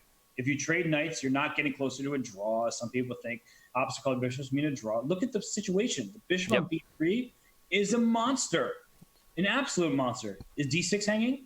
Was d6 hanging? That looked like a free pawn. He could have taken it, but he was worried about something overwhelming on f4 maybe. But no, I think you're right. The queen could have taken d6 and been guarding both f4 and d1. So, I mean, this still looks some e5 here. Just e5, queen g6 ideas, or e5, e6 ideas. Even a crazy idea as positionally bankrupt as it seems to take g5 and then, as I called it, he takes g5 and doubles on the f-file because look at your opposite coded bishop coming to life, right? Yeah, this is going to be really hard for Wei Yi to defend. Oh, it already looks, honestly, just he's dead. And he really is. I mean, what are you going to do here? Your f7's under attack. You go rook e7. You just go rook f5 and go after the g5 pawn. And then you rook f5. Queen f3. Just take it.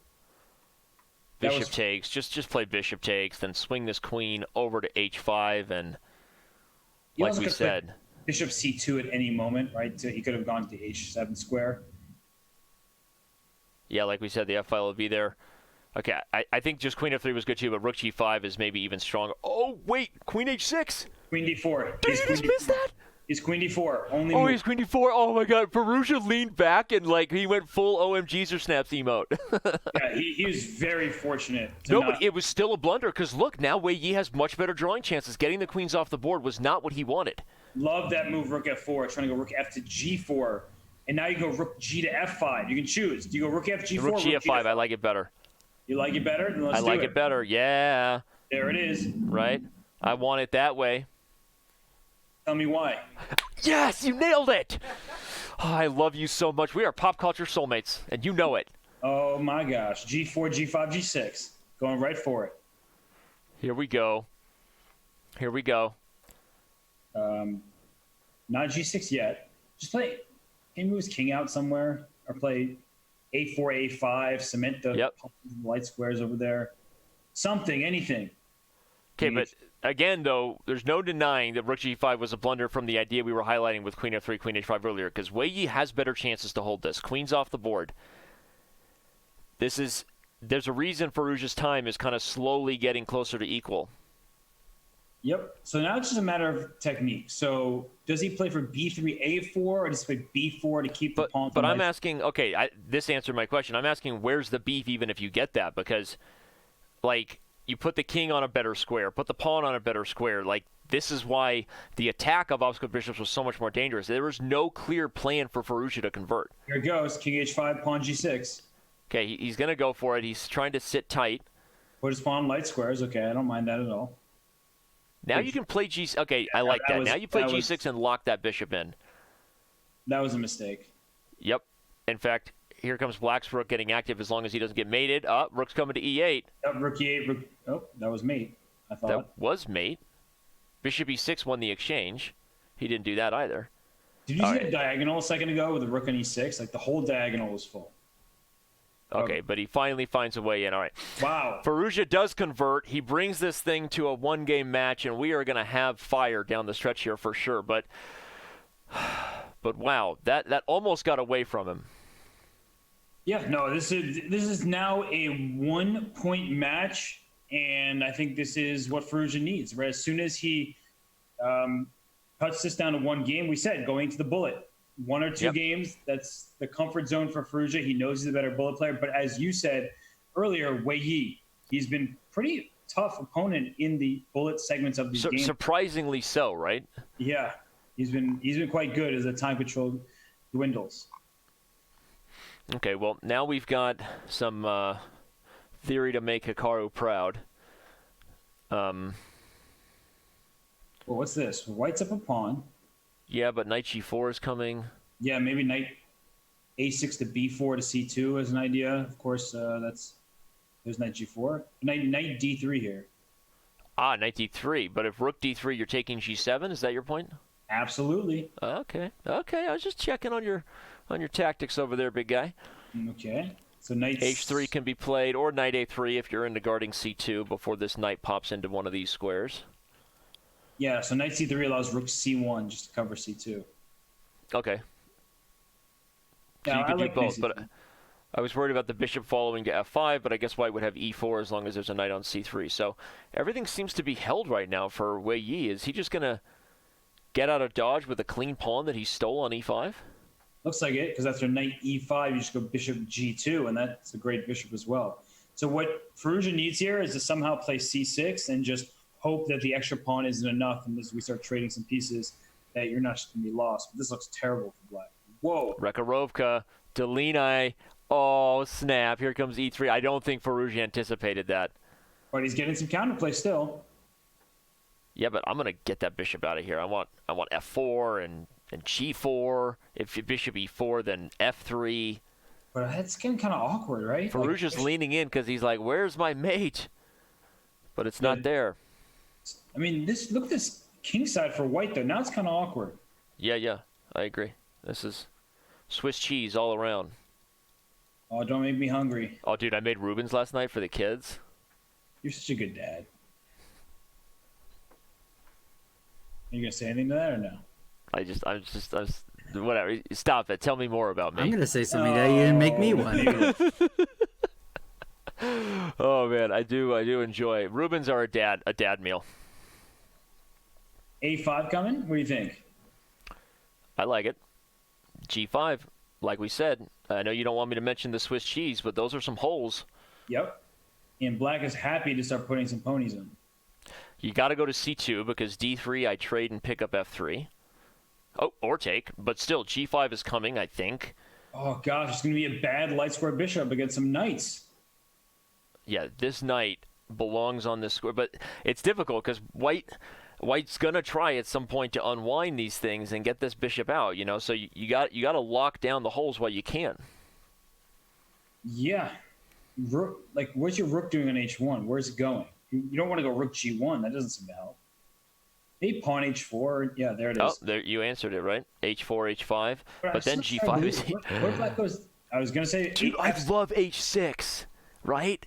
Shut it down. Just like no soup for you. This is a very common positional approach. He'll play h5, everybody. The point is okay, unless he just wants to try to win the pawn. Okay, he takes it to try to win the pawn, but normally that little pawn duo there allows you to close up regardless of what break they take, and it's very, very nice defensive technique. Rook h4 played to allow for f4, finally getting that pawn forward. I actually think I think he should have played h5. I think this was a mistake by Firouzja. Yeah, I don't disagree at all. Here, play f4, bishop h3. Firouzja's going to try to get his knight into d4, but look at the queenside pawns. You can start trading. Yep. If you start trading for white, then the queenside pawns will just fall in an endgame. So it looks really, really nice. Unlike the other games we've seen in 3-0, right now we've got an edge for Wei Yi on the clock. So this is not comfy territory. Wei Yi looking to strike back and keep a 2-game lead as we inch our way to bullet. 18 minutes left here in the 3-minute segment. Yep. No, this looks like so how much is it? 18 minutes left. So I'm trying to figure out match strategy for both players here. If you're Wei Yi, you want as many games in the 3-minute as possible. If you're Firouzja, do you just use all of your time and keep the games going so that you get closer and closer to bullet? Yep. And if you're our stats guy, you love to see those dancing heads because it means we have a close match. The snake, the swivel. Yeah, that is funny, especially the one where they're overlapping, they cross through each other. So it says, is this a draw, Robert? It says outsider. And no, it should not be a draw because if you look at the queenside pawns. Here comes a3 too. Yeah, a3 kicks that knight, wins the c6 pawn. But the real key here is that the queenside pawns are so weak for black. The c pawns are double and isolated. The a pawn means that a king b2, king a3, king a4 at some moment could be in the cards. This is also such a mature move because it's like I actually don't need to do anything. Everything is held. The knights are struggling for active squares. You could even go full king walk to f2 to guard the bishop. Go to g3. Yep. That's a move that really frustrates your opponent when they prove they can play something like that. It's funny. He went to go to the I was going to say, he wanted to do this originally, but the knight would have come with check. So the reason he played a3 now is exactly because of the combo we're seeing. And Wei Yi showing why 2740 is the Super GM range right now. Yeah, this is over. This is definitely over. And Dan, I would say it's funny because I was saying before how the white king could sneak up the queen side. He, as you said, did a very mature thing, running the king side to close down the only active piece for black and secure the victory. Oh, hey, that's me. Just send me a message and I'll give you a diamond membership, buddy. Hashtag you're welcome. I see you in the Chess TV chat. I see almost 10,000 of you, whether you're watching this at twitch.tv/chess, chess.com TV. Hit that purple follow button. Tomorrow we go live with Grand Chess Tour coverage, the Junior Speed Chess Championship final. Actually, the date depends on who wins this match. Don't want to reveal that, but I can tell you that we work really hard with these top elite players and working around a very busy 2019 calendar. So if Wei Yi wins, it'll be a different date than if Firouzja wins, which is why we haven't announced it yet, for those wondering. So, okay. Well, that means they'll have good news at the end of the match because they'll have a date to circle and put in their calendar to call out of work sick, to tell everybody in their family that they can't go to the nice lunch that's being hosted because they have better plans. No? Sorry, I'm not even going to respond to that. That was great. Well, that was great. Maybe you can go to that lunch and I can find myself a new co-commentator. If you're not going to acknowledge my jokes. Your jokes are great, and I love them. Touchdown. Touchdown. All right. See, what do you think about this position? Is that I think it's a position that Fabiano would love. Boring. No, I'm kidding. C5, free pawn. Give me it. Take it. No, but there's bishop g5 tricks. You got to be careful. My bishop runs back to e3. Wait. C5, bring the bishop to C3. Okay, he goes for it. I kind of like that bishop on that diagonal, but I'm a sucker for G7. You know that. But I'm the school of Yasser Seirawan. A free pawn's a free pawn. Free pawn's a free pawn. I mean, that just looks like a pretty free pawn, all things considered. Danny, I'm not even joking. I literally almost spit my coffee out when you said that. You gotta be. When me and Robert are working together, be careful before you take a drink of anything, because you never know what's coming out of these mouths next. All right, Rook D8. He's gonna trade and play Bishop D3. Okay, pawn notwithstanding, it's the opposite code Bishop game. I'm gonna guess. I'm gonna make a bold prediction, Robert. This game, let's mark it right now. This game takes 7 minutes more off the total game clock. A full 7 minutes from now, we will still be on this game. At 14 minutes. That's good news for Firouzja. Actually, considering it's not good news if he doesn't win it, because it's outcode bishops, right? Right, that's true. Maybe not. Maybe just getting the clock down so we can get to bullet is a Firouzja strategy, but this game is going to be a long ways away here as Firouzja tries to convert on that extra pawn. Yeah, and now the question is, what's the best defensive setup for black? Because some people say, should I put my rook on E8 to go in the active open file, or should I put my rook on D8 to challenge the pawn? The rook on D8 doesn't make sense, because if you put the rook on D8, white is already going to protect that pawn anyway, so then what's your rook doing there? Now, after bishop F4, you're trying to go bishop D6 and rook to E8 to claim that open file. But there it is. That's key. I like that. Yeah, I think that was a pretty instructive moment. But now for white, what I would consider doing is not pushing a piece to C4, but playing C3 and trying to get my king to C4. Yeah, very nice point. It allows me to go C3, B4, and some things like that, and challenge that pawn structure in a way that you can't if you push a pawn to C4, for example. You do not want to lock down the position completely. You are a mama bird feeding us baby birds. I just got my mouth open for knowledge here. I love that. You are feeding us, mama bird. That C3, king popping up, and the point is that Robert's creating, even if it's not objectively a winning plan, right, if computers were playing, the point is that he's creating the most opportunities for your opponent to go wrong. And I think a lot of people sometimes forget that that's how a lot of grandmasters win games, right, Robert? You got to put your opponents in opportunities to make mistakes. It's not always about the most concrete forced win, whether because it may not exist, right? Yep. So I really love Robert's very flexible plan there to bring the king up, try for b4. Whoa, he goes d6. What has he calculated? Oh, he's got rook D1. He's got back rank ideas. Yep. So I think with the bishop guarding h7. I think he was trying to rook e1 check, which you can still do, by the way. Rook e1 check, we trade rooks d7 at bishop a5. But now no. If rook e1 trade bishops, I play c3. Oh, but then you have king f8. Exactly. My king will run. Okay. I thought I could trap your bishop in a creative way. But I think that's better. Ooh, okay. He went this. I don't like that. Well, now here comes rook d1. Wait, maybe I can. I go rook d1 because then bishop f4, then d7. Okay, so he's still getting d7 in. And the point is that now the rook is very much tied down. And with the rooks on the board still, I feel like that gives white more chances to go.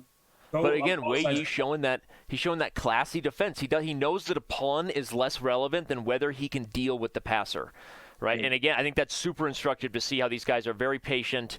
They're looking for, and I think common mistakes are made in endgames. People get too greedy with a pawn rather than realizing it's not how many pawns you have, it's who's going to get a queen first or cause other problems because of the threat of getting a queen. Right. And this bishop e4 idea, he went g3, so he gained a tempo on this bishop and closed down the bishop from the h2 pawn. Because if the rooks get traded on d7, the h2 pawn would be under attack. And so that was an interesting way to do this. The problem is does he just trade? Okay, he has to go for b7 because bishop f5 would have been met by g6 and f5. So love it. Bishop d5. That's a beautiful piece. Now the king wants to run to c4 like earlier. And if black ever plays c4, that pawn's in a light square, and I can rook e1 check. So I think rook e1 check now is possible, but I would also think about king a2, king b3, king c4. That's my first idea. All right, so what are we going to see here? King d6? King d6. There could be c4 with mate threats, but then rook e7 would be fine. So. Whoa, going out this way, huh? Okay, there's still rook e6 check coming. Yeah, rook e6 is great. Where's your king going? If you go to g5 and go bishop f3 and pawn h4 meet you. I love that. I think it's about to happen. f3 and then h4 is coming. So the question is, do you go f4 check or just bishop f3? I think bishop f3. Bishop f3 threatening it. And there's no mate? Firouzja is like he's biting his knuckles. I feel the pain. He wants h4 and g4 and mate stuff, but the king is getting out. I just think practically it's so hard to defend this position for black. You're down I a pawn. agree. Your king is in no man's land. Wei Yi is giving a valiant effort here. That's a nice move. If rook takes c5, king f4 comes with tempo. Yep. So you force the trade. Now he'll play bishop d6, blocking off the rook. Yep. And I like this move, pawn takes g3 with the f pawn, because what black won is at some point to try to get a pass pawn for himself. Like for the h file. Yeah. Oh, he was trying to go for bishop h3 check there. What a sneaky guy. I agree that Firouzja's done a great job keeping it flexible, pushing, but you got to give Wei Yi credit for being down on time for a long time. Yeah, and now you move the bishop out to not run to rook f2 with the tempo, and now play king. I guess king h2, rook f2 is coming. Oh, but he's going to get the rooks off the board. I don't think Firouzja wants that. No, and that's why he had an ugly move like rook a5, but a necessary move. Now the bishop can go to c4, the rook can go to b5, things of that nature, and. Is that rook going to get trapped? You better be careful. Can you take on f6 now? I'm wondering. Oh, he goes for it. Is there enough winning chances here, though? I don't think Wei so. Yi's officially up on the clock. Yeah, play f5, Wei Yi. There it is. f5, f4. F5 and f4. Oh, he doesn't do it. No, he doesn't do it for it. Probably because g4, maybe? I don't know. But, again, if this game ends in a draw, remember I made a prediction with 14 minutes left that this game would take 7 minutes off the clock. Yeah, they both have no time right now. So if someone loses on time, don't be too fooled. But right now, look at the h8 square. That's the big problem, is that black just has to sacrifice the bishop and the a pawn for the a and b pawns and run the king back to the king's side. That's why they agreed for a draw already. Okay, 6 minutes came off the clock, so I guess I was wrong, but pretty close to the truth that game. Firouzja, so who does that favor, right? Wei Yi defended a bad position forever and showed that he wasn't going to be bullied in time pressure, psychological edge, but Firouzja gets his way closer to bullet, where most people feel this is where the match really becomes, the match is really on, right? That was a big win for Wei Yi there. As you said, if you're going to spend all that time, you need to win that game. But I still think being within 2 games in the bullet, I'm not saying Firouzja is the favorite, but I think he's a 2-game bullet favorite. That's where I'll put him. Well, our stats would say that he's a 3-game bullet favorite. So I know you love disagreeing with the Smarter Chess predictions, but they're right there with you to say that Firouzja is about a 3-game favorite in the bullet format, and so.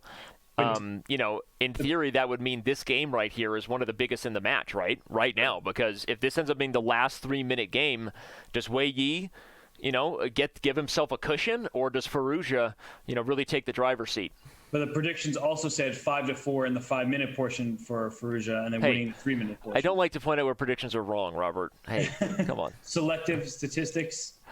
The Smarter Chess predictions are known to be Andrew Tang handcuffed in a basement where he just gives us his opinion. That's what people have started saying since the last match. But that's not actually true, by the way. Andrew Tang is safe. I hope so. The Penguins should live forever. Anyway, Andrew Tang actually did sub Saturday yesterday for the subscribers here to our chess channel. We appreciate that. Hope you had fun with the Tang gang. So here we have Wei Yi going for this, it's not a Maroczy bind because it's not a Sicilian, right? Black still has a c-pawn. Wait, that's a free piece. Wait, isn't queen takes g4 a free piece? What am I missing? Alireza he just went, what did I do? Because c5 doesn't win a piece. He just missed.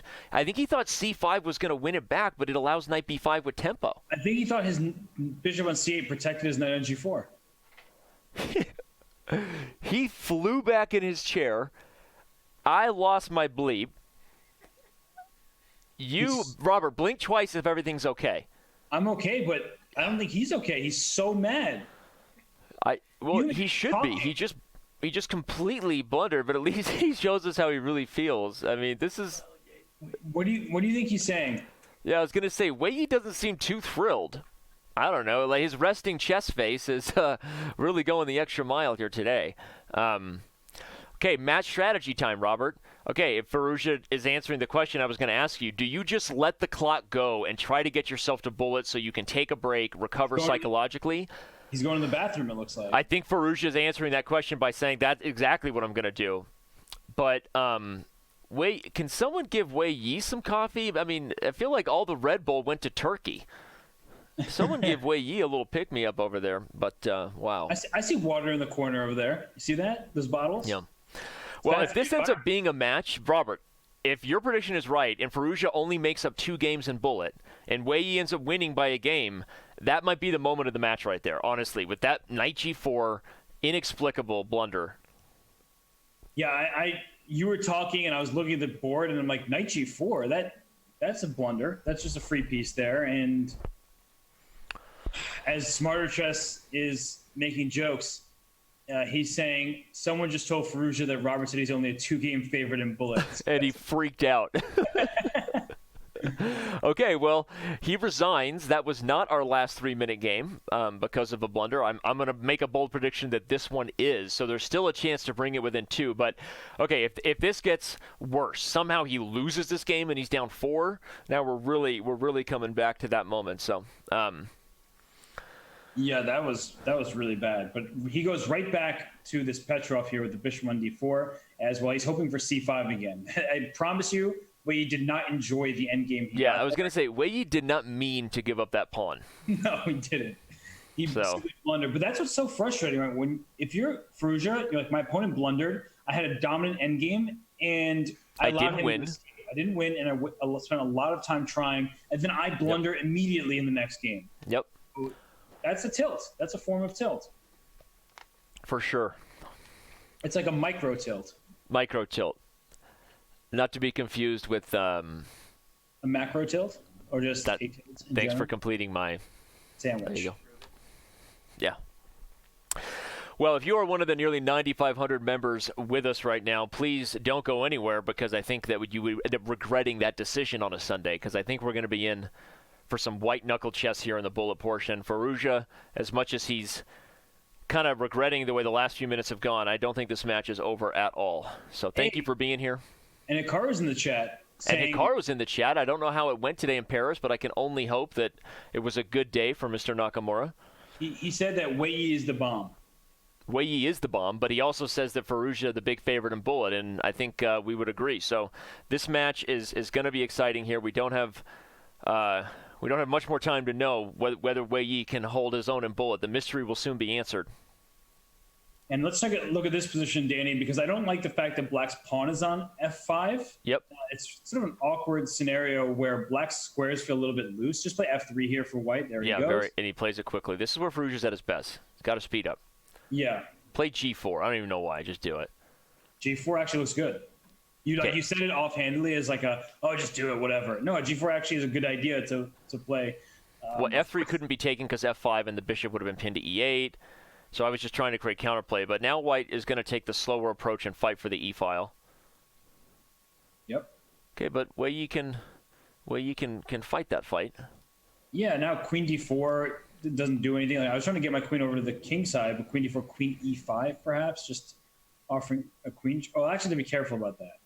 Because if I go queen e5 and we trade by rook e1, my e and f5 pawns are both vulnerable. So I can't just do exactly what I want, unfortunately.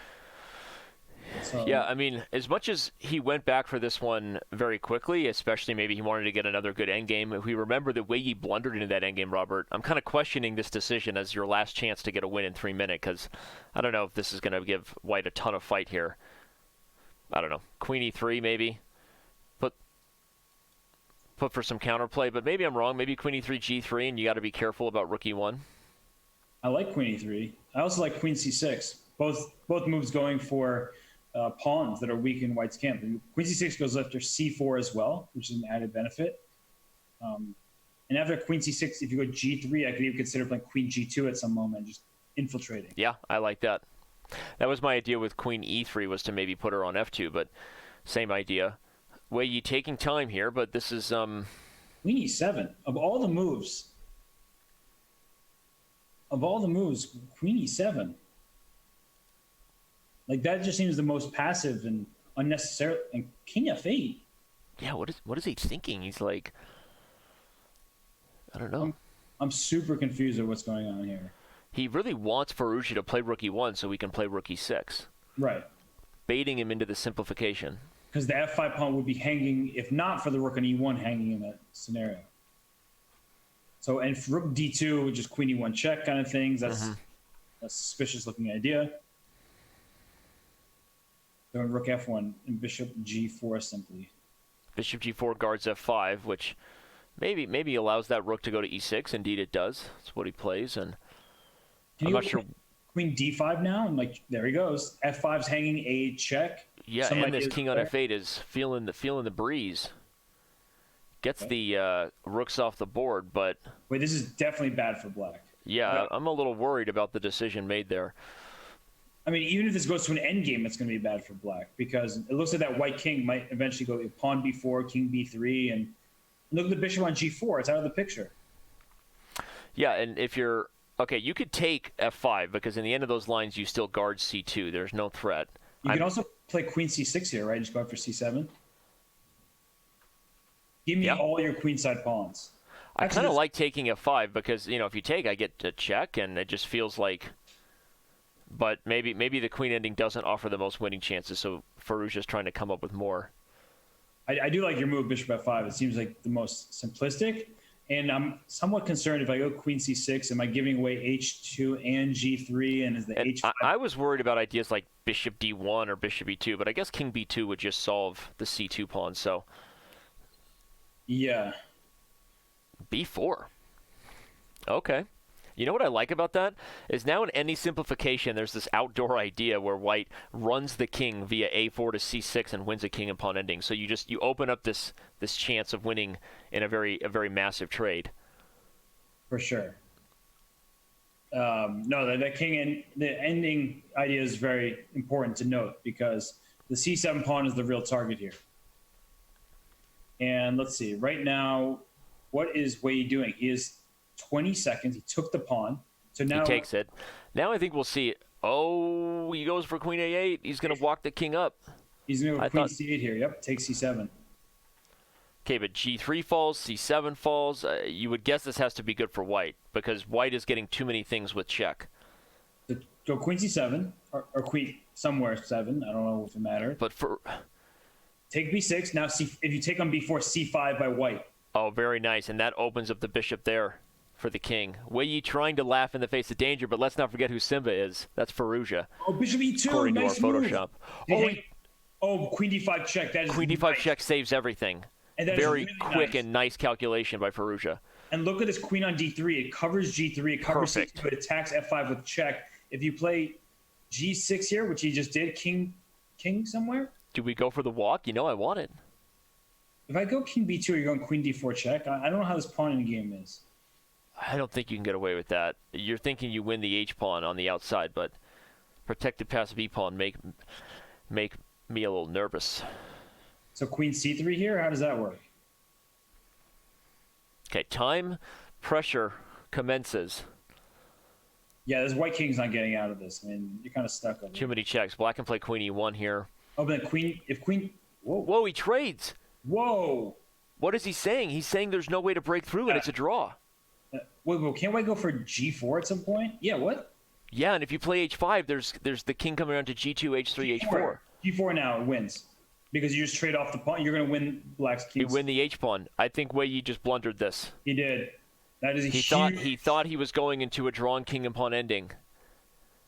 But we are going to be heading into bullet with a 2-game lead instead because that was a massive blunder. Let me show everybody. I'll back up on this main board here and just show everybody what happened there. Wei Yi with a massive misevaluation, really, not a miscalculation here. After queen to c2, he looked at the squares and thought there was no way in for the white king, but he underestimated the journey, and then g4, which, as Robert pointed out, changes the pawn structure and creates an avenue in. So, but he had just played so well, Robert. Any other move by Wei Yi, whether queen e1 or queen e3, and it's hard to see Firouzja winning this endgame, right? Besides time pressure. Yeah, I mean, but this was a huge blunder. That pass b pawn was annoying, and your queen e3 move, probably queen g2 scared him a little bit, something like that. But I'm totally with you. You simplified it into a bad endgame. As you pointed out earlier, Danny, that pass b5 pawn told the tale. And too strong. Huge victory for Firouzja. All right, well, wow, that was a huge victory. We have a huge match ahead, a 2-game lead for Wei Yi as we head into Bullet. But before we go to break, we have another Photoshop coming our way. It's been an inadvertent Photoshop day. I made the point that usually we get full Fabiano, people leaning in. All we get to see is their forehead and fro. And with Firouzja, we have the opposite. But when Fabiano and Firouzja become one, we have Firouzja. And then That's Robert Hess. That's Rob Ruzja. Rob That's Ruzja? That's Ollie Hess. I like it. Ollie Sounds Hess. good. All right, well, we are going to take our last break before the gloves really come off. This has been a thriller all day. I'm upset it's going to be over in about a half hour, but you shouldn't go anywhere. Your Sunday chess day is not done yet. We'll be back in just a few moments.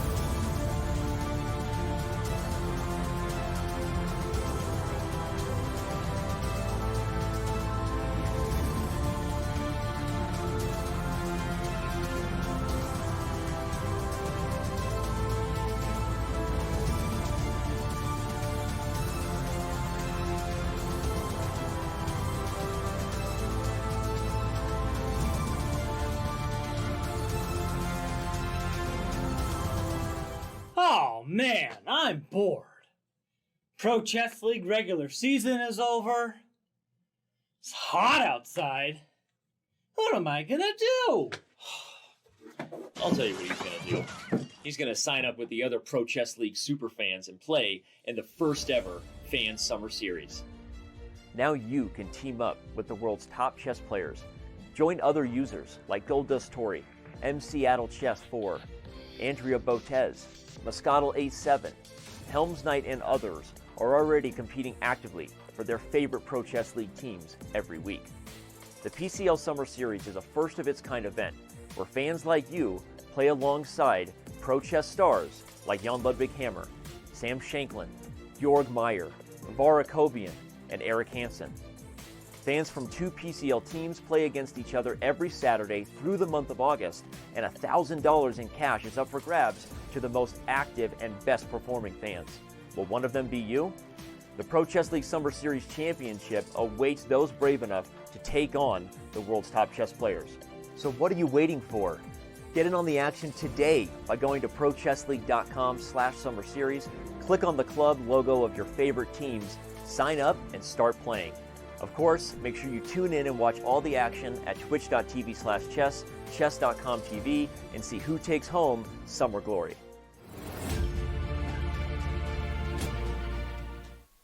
And we are back now with the Junior Speed Chess Championship.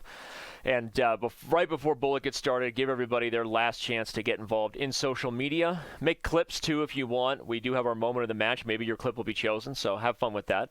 But our daily question, we get a response here, Robert, that says, I think it should actually be a combination of 2,700 plus major tournament wins, which kind of takes our daily question to the next level. If you remember what it was, everybody, our daily question is, what defines a Super GM?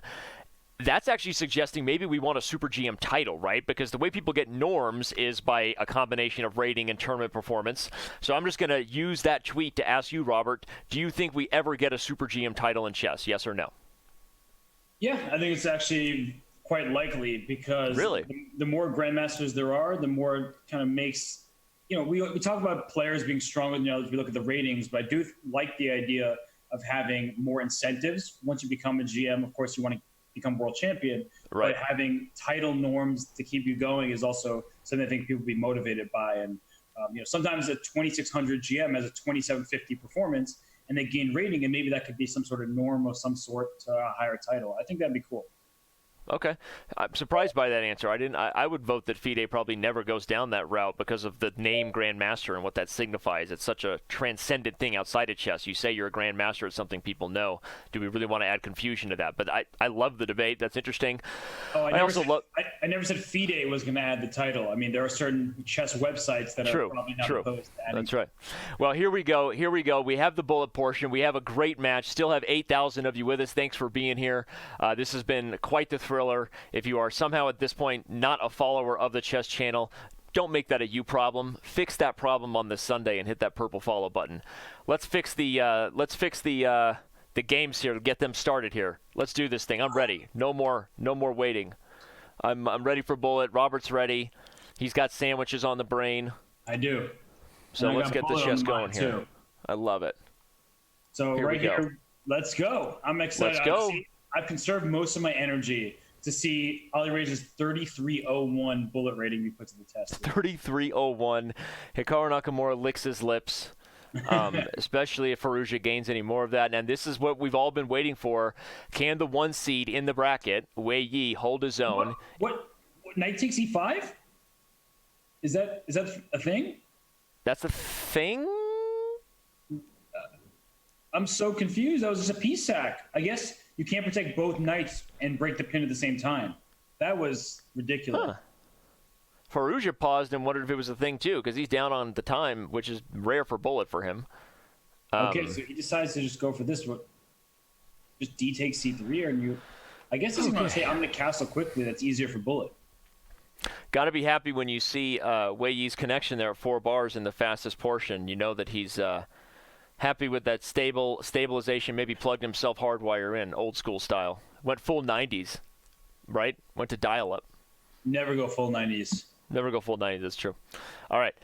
We've got a pawn that Wei Yi somehow did steal and seems okay to have it. It's a doubled C pawn, but It's still a pawn, and Wei Yi's now going to try to work on undoubling those. If you capture, he'll take back with the c pawn here.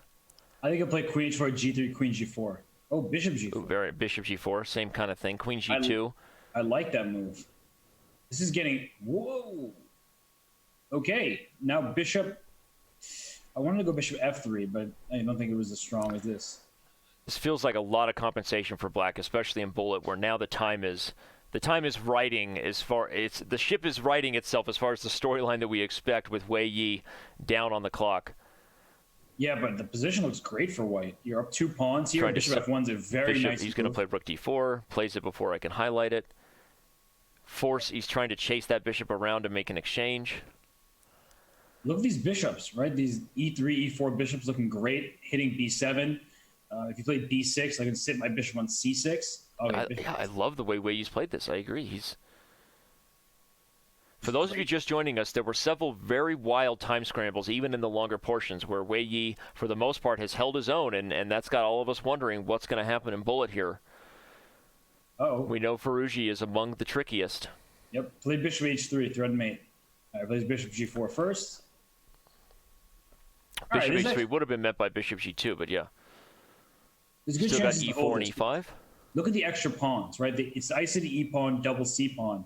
Now he's got bishop g2. Rook takes e5. He misses that for sure. Rook takes e5. Oh gosh! Now do you take or do you play rook f5 and rook f2? If the rook had taken, there was mate on f1.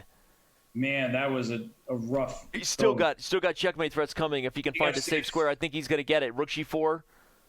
Just take. Look at that. Now black is the one who's about to be up a pawn. Rook g4 check. Rook c4. Maybe okay, if you're Wei Yi, how do you simplify this? Because you don't want to get grinded out here in the time scramble. Give me the rook g4 check back. Take on c2. It's a free pawn. Playing tickle first. Put the bishop on an undefended square, maybe. Rook g5, you're saying? Okay, it was rook g1. White will probably play c4 to... No, I thought he would play c4 to defend the bishop so that he could start king checking. e5. Play king e5, king d6. You protect your king c-pawn. d5, king d6, and the rook is out of play. Yeah, this b5 is only move. Oh, he plays c3. But now c3 is going to fall with check. Thank you. He went from being down 2 pawns. Firouzja doing what he does in bullet right now. What he does best. Now h2. That check was bad. He could have played h4 and maybe made it a little harder. But he's hoping for some sort of last-minute counterplay. He's not. Uh-oh.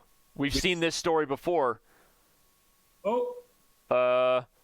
We've seen this story before where Wei Yi went for a last-minute king walk for a mating net. And note the h1 square matches the bishop, so you can't trade off rooks and Okay, but you have to be very careful here. The king got itself in a tricky position. King d6 and rook h8 is the threat. Yep. So play Firouzja doesn't know what to do. He's taking time. Here comes king d6. Good move. King d6, rook a6 check, and the king will start running the king side. Whoa. Yeah, but white's also got an eye on the pawns right now, and they're stuck. They are stuck. You're right. Bishop c4. Wei Yi's twice now swindled his way into a very complicated endgame. This game's taking a lot of time, Danny. A lot of time. Been 5 minutes of this game. Okay, the h-pawn's falling. Firouzja almost tired of getting swindled by Wei Yi. Who would have thought in bullet? Okay, now he's got... Okay, king g5 also worked because the pawn was pinned. But he brings the king back to d6, rook f6. Okay, they're just going to go around like this for a while. Okay, I think we're going to see a perpetual to end this game because I don't think Firouzja wants any more. Nope, I'm wrong. Okay, but Wei Yi says, all right. That was I end this game immediately. Just take the bishop. That was a bad decision right there, I think. Take the bishop. Oh my gosh, you're wasting time. No, but I disagree. I think that he might get a win now. No way. You don't think so? No chance. We've seen Stranger Things. I mean, also season 3 now out, sponsored by Stranger Things. But we've seen Stranger Things than someone losing one of these endgames. I don't know. I don't think that was necessary for Wei Yi to go for that. I just think it's a waste of time. And if you think about like expected return, like expected value here, I think if you're Firouzja, you just get this game over with. And now they drew by agreement. But look how much time you just wasted. Wowzers, wowzers, wowzers. The next game gets underway. we're back to the Petrov, and maybe you're right. We only have one bullet game in the books, and nearly 7 minutes went off the clock. So the fact that Firouzja didn't get a win there, time is a ticking, right? You still think there's plenty of time given how good of a bullet player you are if you're in Firouzja's camp, but you're running out of opportunities to prove it. Are we impressed by how Wei Yi has handled these time scrambles at this point? Absolutely. I mean, he's so resourceful defensively. The guy is just admirable technique there. And right now, Firouzja has 20? I don't know how many minutes. 20 minutes left to get 2 victories. Wow. Not going to be easy. Okay, Firouzja better again in this position. We've now seen them play a few times, but he hasn't converted a full point yet in this line, has he? No, he converted that end game. Remember, that was a bad... Wait, Queen E5. We talked about this exact position. Taking Rook E1. I talked about this position earlier. So Wei Yi repeated the line and just now is down a pawn. It's so weird. Yeah, I don't really understand. I'm going to be honest with you, Danny. Yeah, and again, out of the opening stage, he has consistently been really since the beginning of the match where Wei Yi went up 3-0. He hasn't. I mean, he's obviously won a lot of games and he's in the driver's seat, but the openings have been subpar here. Yeah, now Rook B8 checkmate is Rook B8 check. Did he just miss that? Yepper doodle scoodle. No, Guess what we have? A 1-game match. I don't understand Wei Yi's decision to repeat that opening. That was a really bad choice because in the last game he blundered in the end game, which at that point was holdable, but we liked White's position throughout the majority of that game. Well, and if there was a recipe to fix the fact that you played a 7-minute game and didn't win in the first one, you win that next one in about 90 seconds. Firouzja now only down 1 game, so we are going to come down to the wire, and now I would say momentum is definitely in Firouzja's corner. Absolutely. You don't see momentum in the corner next to the water bottle and the banana over there? Are you eyeing some food? Well, you said momentum's in his corner, so I was looking. That's right. It was a joke. Danny, you're here. The joke was a little there. Hey, I'm sorry. I messed up. It's okay. I forgive you. All right. This is getting really exciting. We're now back to this kind of G3 Kings Indian. I believe we saw this earlier in the day, but Knight G4, he hung a piece earlier. Oh, that's right. That's what we saw. Knight G4, Firouzja just blundered a piece. Okay, he didn't do that here, so that's a start. B4 played. Right now, Wei Yi is only down 10 seconds, so I guess if he can outplay him and stay within that range, you'd be happy. But position is excellent here. Yeah, he's got a great. That's what I mean. If you can outplay him, White's position is great. But C5 was a weird move. It was totally unnecessary. Yeah. You kind of are forcing Black's hand, but in a dynamic way that Firouzja didn't have just 2 moves ago. Yeah, it literally opened the D file. Black's biggest weakness in this structure, normally the D6 pawn. There was a strange decision to change that structure. Okay, he's pointing out, everybody, that the queen can't take C5 because F6 falls. So that's kind of the key point of why he can go for it. And now he might switch Bishop D6, but you got to worry about your own discoveries here. Take that thing. Take it. Sack it. Do it. Love it. Yeah, Own take it with the queen, the D2 knight's hanging, the diagonal, the bishop on G7. Yeah, but there's an E5 forky mode at the end, maybe. Oh, queen takes G7, free piece. Oh, no. Queen takes G7, free piece. Oh, boy. Free exchange. Firouzja whispering sweet nothings. Those aren't curse words, kids. Those are just sweet nothings if you can read lips. That is really bad news for Firouzja.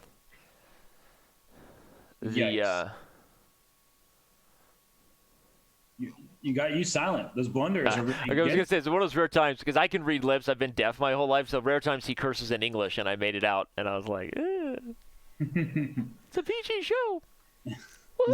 Is that how that sounds, too? Okay, yeah, that's how he sounds. His voice, when he curses, he goes full Mickey Mouse. So it's Rook A7 here. Okay, he's surrounding the pawn. Rook B7, knight moves. You've got C6. Take E4. And notice the bishop guards the C4 square. That makes C7 a real threat. Wait, C7, though, you can't move any further. Okay, but you can play Rook B6. Yeah, he does it. Knight C8. Okay. Now Rook E3. Yeah, Firouzja gets full credit. He's down the exchange, but he's definitely making this tricky. So Bishop A6, I guess, just Knight D6 back. Whoa. Take it, Bishop. Take Bishop it. C4. Just take it, play Bishop E6 back, and Rook C3. Do it. Take it. He's totally fine. Yeah, take it. Okay, in the end, White can take twice on B3. I don't think he saw that. Oh man. He may have just missed his chance. Firouzja might have just. Uh-oh. No, this is fine. Oh, he's okay. You have 6. Nothing but a bunch of trades. Yep. Now just move bishop anywhere besides bishop e6. Okay. If you're Wei Yi, you want to get another 2 minutes out of this game. Yeah, but you needed that victory because you would have been up 2 games. You only have 1 now. This is totally true. Totally true. This is a draw. Oh my god. But this is where Firouzja does his best, right? As someone just said, he's super slippery, super tricky. What? Yeah, but Wei's going to keep playing this. He's smart. Yeah. Waste more time. He's up on the clock, too, which the problem is that Firouzja can pre-move with the knight from now until Kingdom Come, right? Yep. There's literally no moves that he can't pre-move almost. Knight somewhere back to f5. Knight somewhere back to f5. Pre-moves. Gaining a little bit of time on the clock every time. Time after time. It's a nice song. It's pretty. Yep.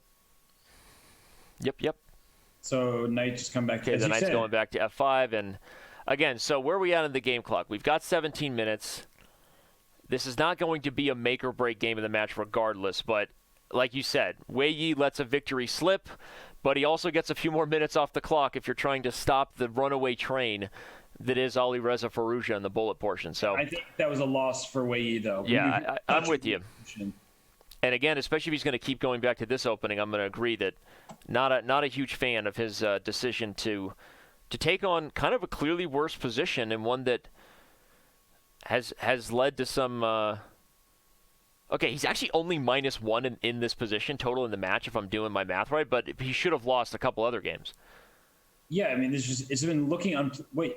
Oh, G7 wasn't hanging. Okay, I was like, we've seen this position before, but for a second I was like, wait, that pawn. And look at Hikaru in the chat. Why does Wei Yi keep doing this? I keep asking the same question. It doesn't look good for black. And it's very very, very strange decision. If he goes for the same line with the queen on e5 and blunders the pawn again, I'm calling uncle. I'm uncle. Like, stop it. He's going to go queen e3 here, though. Okay, now he at least takes a second, and he's not going to blunder the same pawn twice. Okay, so it's just the same thing. Firouzja just keep doing it. Play b3, play king b2, play a4. Well, and it shows the difference. I mean, guys who know bullet strategy like Hikaru, and I think this is where someone like Wei Yi doesn't have the same experience. This is just too passive, not the right psychological position to put yourself in bullet chess. So, but sometimes the OTB stronger guys who don't have as much experience in bullet don't have those kind of moments of clarity like, hey, I need to change it up, and they just keep going for it, thinking objectively in a classical game I would defend this position as black, but that's not what you want to do. Not at all. And white's position is just more space. We talk about double pawns, and people say, wait, white has these double C pawns, you must be worse. No, but white has more control over the board, and if your queen ever goes to e5, I just go pawn f4, pawn g3. My bishop on d3 is a great piece. Your bishop on g6 is not so hot. So I really like white's position in pretty much all of these endings that we've seen. And looking to go for h4. But actually, black's up 10 seconds now. Yep. Well, regardless of the result, we will ask Wei Yi about his decision to repeat this opening, if it was prep, what the thought process was there, and so. This f5 situation looks weird. Yeah, but he's got queen g5 coming. That's true. Wait. Bishop takes h5, the e1, rook e1 check. You could actually probably snag that pawn. He missed it. Bishop takes h5, stole a pawn. If you took rook e1 and queen a1 was mate. Yeah, that looked interesting. Firouzja blundered a pawn. Wei Yi missed it. Will it matter in this game?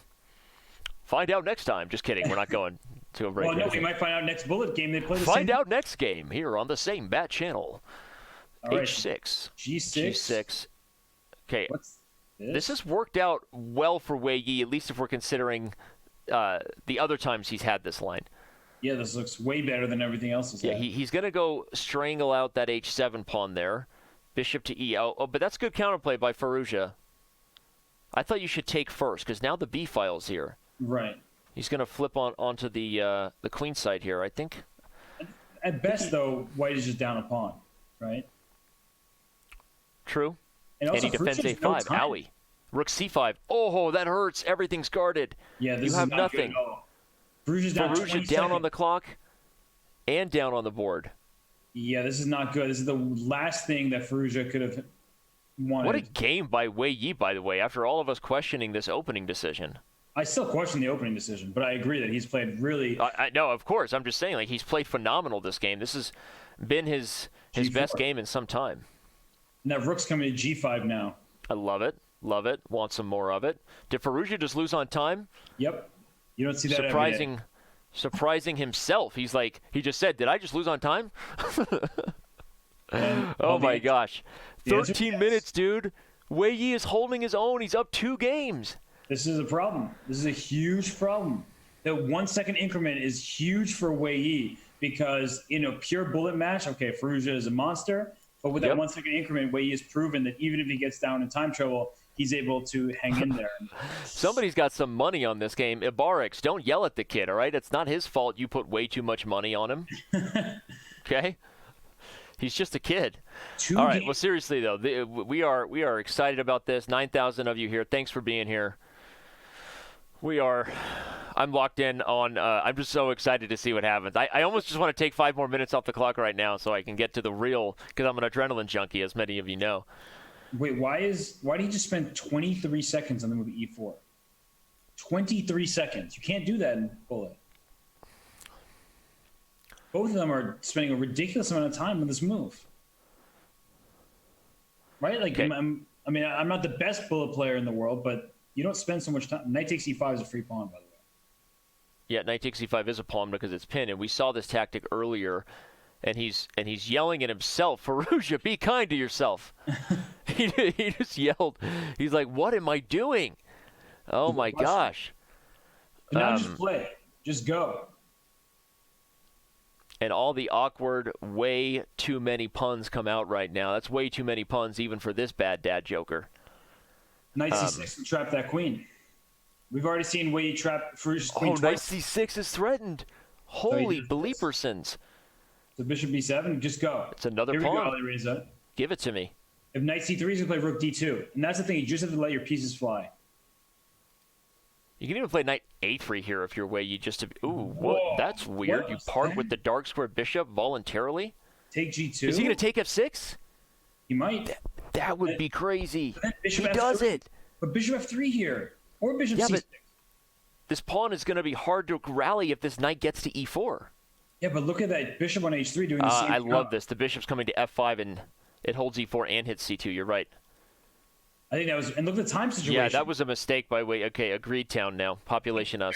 Take C2, play H5, put your king to H7, play G5 later. Yeah, but the back rank is real. Be careful. Here comes Knight D4. That pawn on F6 may prove to be the thorn you never wanted. Wow, they're actually both playing pretty well at this point. Yeah, especially given the time scramble situation. H6, okay, freeze H6. That means he's threatening to take B3. Just go. G5 met by H4 for sure. Try to open the G file. King H7. Now the G. Rook G8. Open really for. Rook G3. Rook E3. Nope. Yes. Yeah, I don't know. I'm also speaking in like weird. I was like, who's the file open really for instead of really open for? I'm just like, everything's happening so fast. I know. We're tongue tied here. But here, Black's winning. I mean, look at the material. Yeah, this was definitely misplayed by Wei. You were right. That was an unnecessary trade. Take A4. You're totally protected. Rook F4 now. Rook F4, pick up F6, and Wei Yi resigns. We're gonna be back to a single game match here, just under 10 minutes. Push the pawns. Just push do them, it. baby. Push them all. Push him, baby. Where's Yasser when you need him? There it is, down to A2. Exactly. Rook B4. Okay, you also could have played Rook F6 there because you were threatening Bishop D5 check, but yeah. But this is just Rook B1, good game enough. over. Good enough. Rook B4 threatens Rook B1, and that's why he resigned. Wow. And that's why we have a one-game match here. Here we go. Here we go. Poggers, Yasser emotes, let's go emotes. Give us your fat head. Has Wei Yi won any of you over? Almost every emote I called for earlier was Firouzja. If you're rooting for Wei Yi now, now's the time to show it. I see some people saying go Wei Yi, so there are definitely some Wei Yi fans here. And I don't know who's more tired. Firouzja, who's just played 13 rounds in the Turkish league. Wei Yi, who's playing in the Chinese league, and it's really late in China right now. Or us, who have been because action and sort of our eyes. I just did Paris yesterday, doing Paris tomorrow. I'm going to be all this chess and no play makes Dan a dull boy by the end of the week, tell you that. Shout out to CM back to the beginning, saying this reminds me of Djokovic Federer. Not quite. I'm not going to say that it's that epic. You got to get overtime first here. Yeah. Look at those Wei Yi emotes coming out. Shout out to the subs. Bishop D2 for Firouzja. There it is. Let's go. Play this Catalan structure. Knight A3. Just go for it. No, this is just nice for white. Look at the bishop on G2. Look at the bishop on C8. This is vintage Catalan. Yep. Good transition. Agreed. Beautiful for white. And someone keeps saying Hess won't sleep if Wei Yi wins tonight, as if I am rooting heavily for Firouzja. No, I like both these players here. I'm not rooting for anybody. I've already gotten what I wanted, which is a good match. I'm just excited that I will say I'm excited that one of the predictions I said, I felt like this was going to be closer than people thought, and I thought Wei Yi would really, and so I'm just glad that it's showing to be the case, because I think if Firouzja was up heading into bullet, we would have seen a different thing. But okay, now he's up a pawn, and if he wins this, we're going to be tied with about probably 6 minutes left, depending on what happens. So he's up a pawn here, Robert. This could be his chance. Yeah, it's a normal-looking position, except black is missing an A7 pawn. So for those of you who may somehow just be joining us, this has been quite the thriller. Recommend you find some time to watch the full VOD of the show, because if this match is tied after this game, it'll be the first time it was tied since it started. Wei Yi jumped out to a lead and has never actually looked back. He's been up the entire match unless we see a Firouzja victory right here. So. Yeah, no, and right now Firouzja up a pawn in this ending, and he's in a prime position. He's up a ton of time as well. He should. I think we're going to see a tied match for the first time since it started here in just a few moments. Yep, this is looking good for him. Look at the weak pawns for black. E6 is now a target. B4, good move. Oh, G3 is not hanging because E6. Well, it is hanging, but E6 is hanging in return. So yeah, you don't want to take that guy. Oh, I was wrong. I think that was a mistake. Here comes the other rook to C6, and the king can get out. Rook G1 and then rook G7 and G2. He may go for it, but wait. But there's no way it works. Firouzja's going to be able to trade this out. How? He has rook A6 and then rook E7. That's how. Exactly. Rook A6 first and then rook E7. Only you way force out. the rook away, and then you can take. But Boom rook town. E7. Yeah, he finds it. No, Firouzja's going to get this one. E2 is hanging? Yeah, but you got the two passers. Yeah, there are two of them. It's too much. But Give me passers or give me death here. Put the rook on H6. Rook H6? What about rook B4? I think rook H6 is the wrong move. Trying to make them think my mic's broken. Wait, rook F7. Rook F7 is good. You go rook F7, rook F5, king G2, king H3, king G4. Oh, you get him stuck. Yeah, like Anand over Giri, Paris Grand Chess Tour. Bring it up, baby. Rook F5, work the king. Shake what your mama gave you. This is going to win. We're going to have a tied match. Whoa. Oh, rook D5, cutting the king up, but not necessary because rook B3 was a good move. Now he just needs to bring the king up. Oh, that's huge. He maybe just blew it. Rook E4. Oh, he's freaking out. Oh, no. He's freaking out. What did I do? What are you saying? You're now speaking Iranian. I can't read your lips. You're speaking Farsi. You need that. I'm freaking out. 5 minutes. 5 minutes, and he's still down a game. Yeah, he had that one. That was just a free match. Oh my God, dude, that was nuts. Okay. How did he blow that? Again. Dude, just king H3, king G4, right? He had the right idea, but he tried to get fancy by cutting off black's there was king. no reason to cut off the king, and then he couldn't believe his own eyes.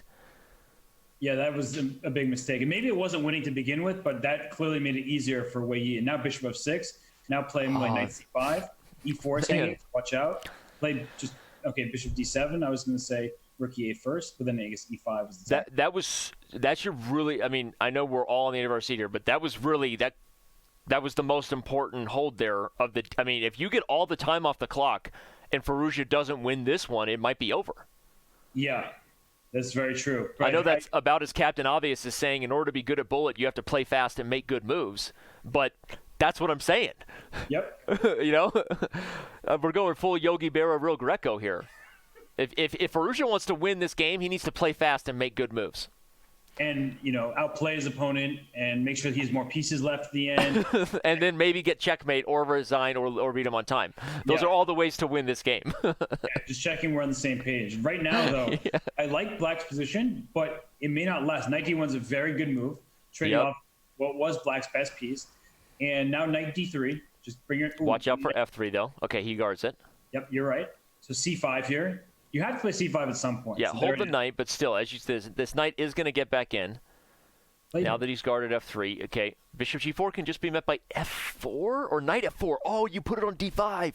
If you like it, then you put a knight on it. Oh, look at you with the Queen Bey references. B4 trying to undermine the knight. Actually, I don't like taking on C5 because if a D takes C5, my rook on D8 gets new active. Yep. H6 is a great move. I really like them because you're going to go G5. Yeah, patience. Whoa. Okay, knight B5, hit A3, hit C3, and then throw knight A3 to C4. A4, knight A3. Watch out for Get him knight back. A3. I like A4 and B5, Robert. I told you if I liked it, I was going to put my knight on it. Oh, no, A4, B5, undermine the square and put a knight there. What? No, but A4 would have been knight A3 to C4. That was his point. Okay, but he still has the idea. So D5 now. Oh, G5 comes first. Knight has to retreat, and then D5. Yeah, D5. But then the knight comes this to looks D4. good for Firouzja. Wei Yi, 2.5 minutes left. What is happening here? What is the deal? We know Firouzja's aware of the clock as much as anybody. The bishop H3. Go for the mate. Whoa. Oh, you got to go for the mate. Firouzja running out of time. Knight C6 now. Yeah, why the retreating move? He's trying to play too solidly. This is turning around. If Wei Yi wins this game, it's over. Oh my gosh. Look at this position. Uh-oh. Just queen C5, king G7. Is he going to make a draw? If he makes a draw, no. Wei Yi wants more. He smells the match. He smells blood. This could be it right here. I think it will be it if he wins. And he's got rook H1 coming next, and he's going to win. Oh, my God, he found it. Oh, my gosh. He's up a piece. He's up a piece. Okay, the trade is happening, but the king is just done. 2 minutes. If Wei Yi wins this game, it's not going to be a comeback. Queen D8. Queen H8. Oh, Queen D8 was not. Oh, Bishop D7. Bishop D7, and it's over. Rook E8 comes next. Queen C5. Oh, no, okay. He wins C4. Never mind. There was the knight on C7 that we both kind of underestimated. We both missed it, but it didn't matter because he's still working it with no diggity here. Yeah, Wei Yi is about to tricky. punch his ticket to the finals. Firouzja's freaking out. Knights are tricky, though. But there's not even... This game might also eclipse the time limit. There's only a minute left. He needs to draw this game quickly and win the last game, but he's losing this position. So if he can draw this game, yeah, before the time runs out. The problem is, that's it. It's Wei over. Yi does it with style. He made that look way too easy. Oh, no, you did that. I can't believe you just did that. Hey, what? I can't believe you just did that. Hey, it's not the first time, nor will it be the last, because I think Wei Yi is going to give us way too many opportunities for puns in the finals, because we are way, way shocked here. Is that a King king E7 played a mouse slip or a troll move. You'll never know. If he could win in the next, 30 He's aware seconds. that he won. He gives us a smile for the first time ever in his life, maybe. I don't know. He smiles. Firouzja freaking out. He knows it's over, and we have an absolute shocker here with Wei Yi beating, again, he's the 1 seed, so he would maybe say, but even as he told us, Robert, right, he really considered himself an underdog in this match. He knew he had to prove it, but Firouzja just honestly, he let way too many games go in the blitz portion to give himself a real bullet comeback chance. That was it. In the bullet, right? He had that totally overwhelming advantage, and he let Wei Yi escape in that game. OMGs or snaps. Yeah, seriously. The hype is real. The match is over. Wei Yi will play Jeffrey Zhang in the Junior Speed Chess Championship final. His dream of getting back to the Speed Chess Championship where we invited him last year kind of feels bad, man, now that I say it. But, hey, if you didn't want to be invited to the Junior Speed Chess Championship, don't be the #1 rated junior in the world. Okay? Okay? Yeah, exactly. If you don't want invites, be worse at chess. Yeah. Okay, Firouzja is kind of on full tilt here. I think that Wei Yi wins this last one in style here. He takes on A2, mates on C2. Oh, man. We have a winner. We have interviews in just a few moments. We have our answer. Wei Yi proves that the bullet portion will not be a runover, even for one of the world's most elite at the time control. Poor Alireza, he just crossed his 2,700, but he does not punch his ticket to the finals where we knew we wanted it. Robert, I don't know what else to say. Chat, don't go anywhere. We still have interviews ahead, and Robert and I will try to wrap this one up and make sense of what was definitely one of the most thrilling speed chess matches we've ever had. interviews when we return. We'll be right back.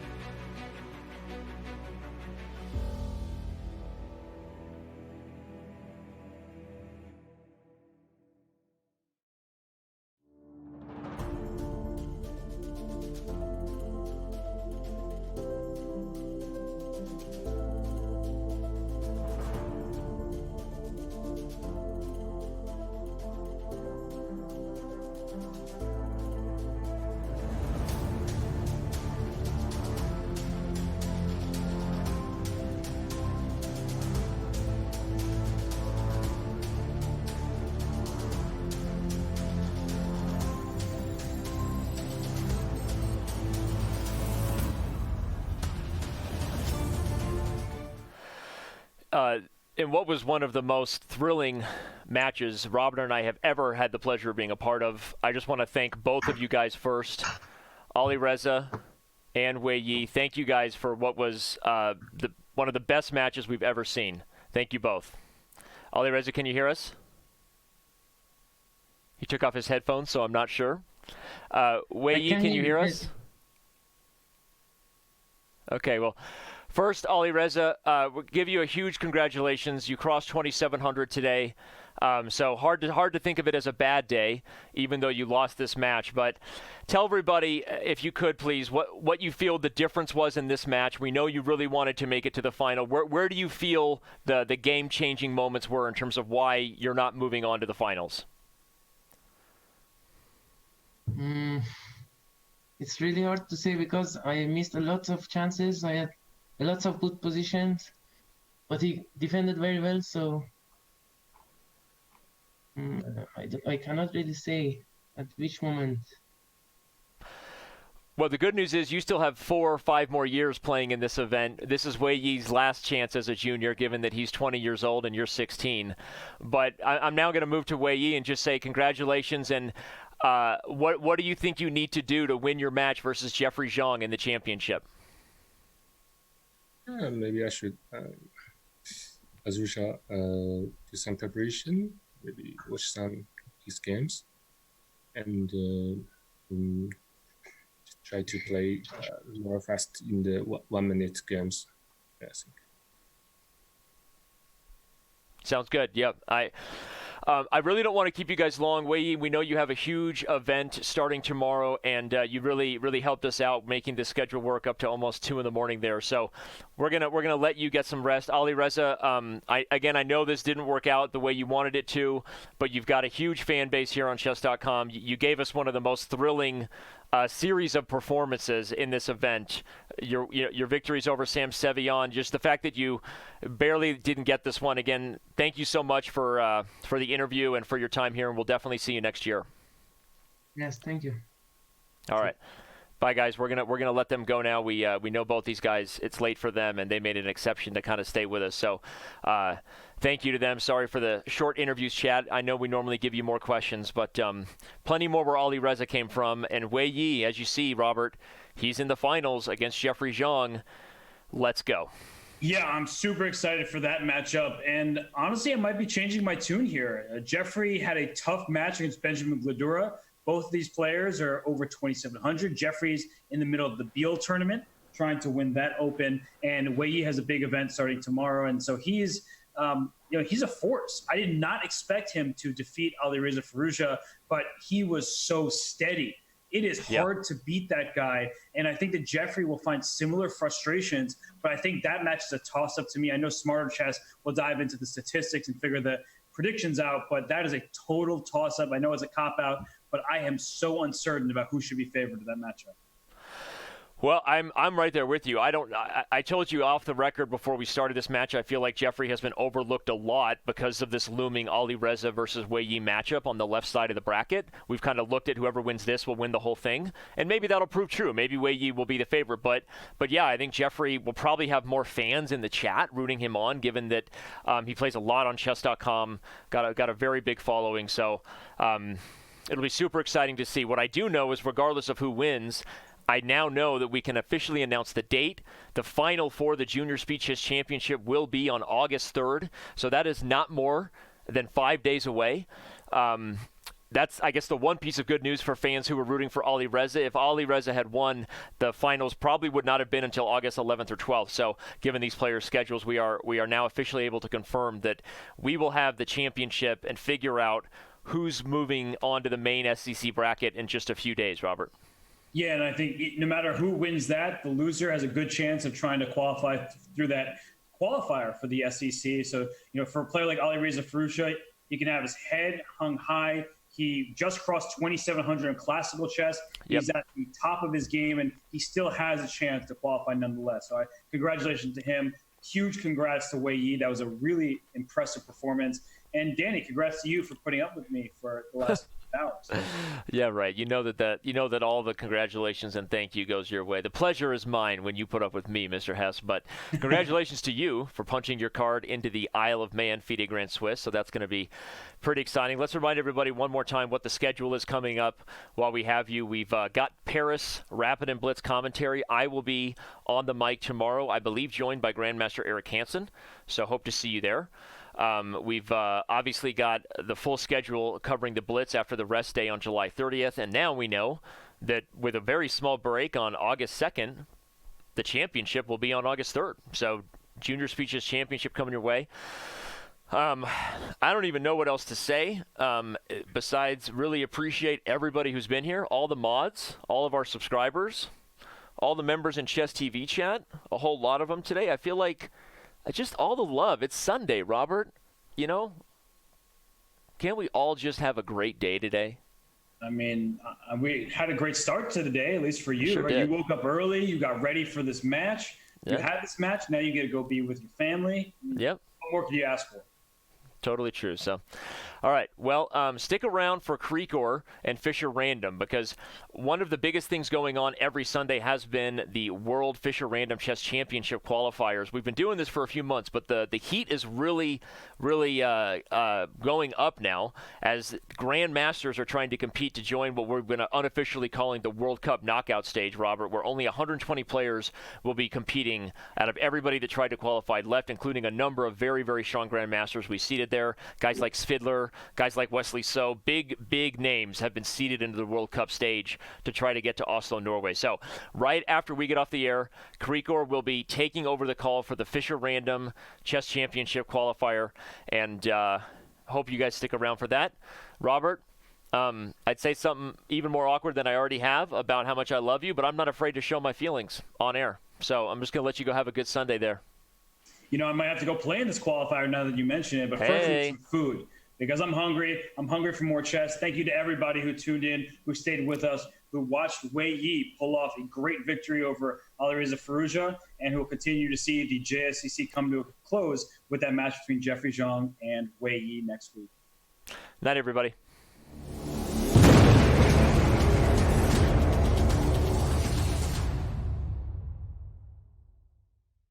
they going for this, like, it's not Maroxy bind because it's not a Sicilian, right? Black still has a C pawn. Wait, that's a free piece. Wait, isn't queen takes G4 a free piece?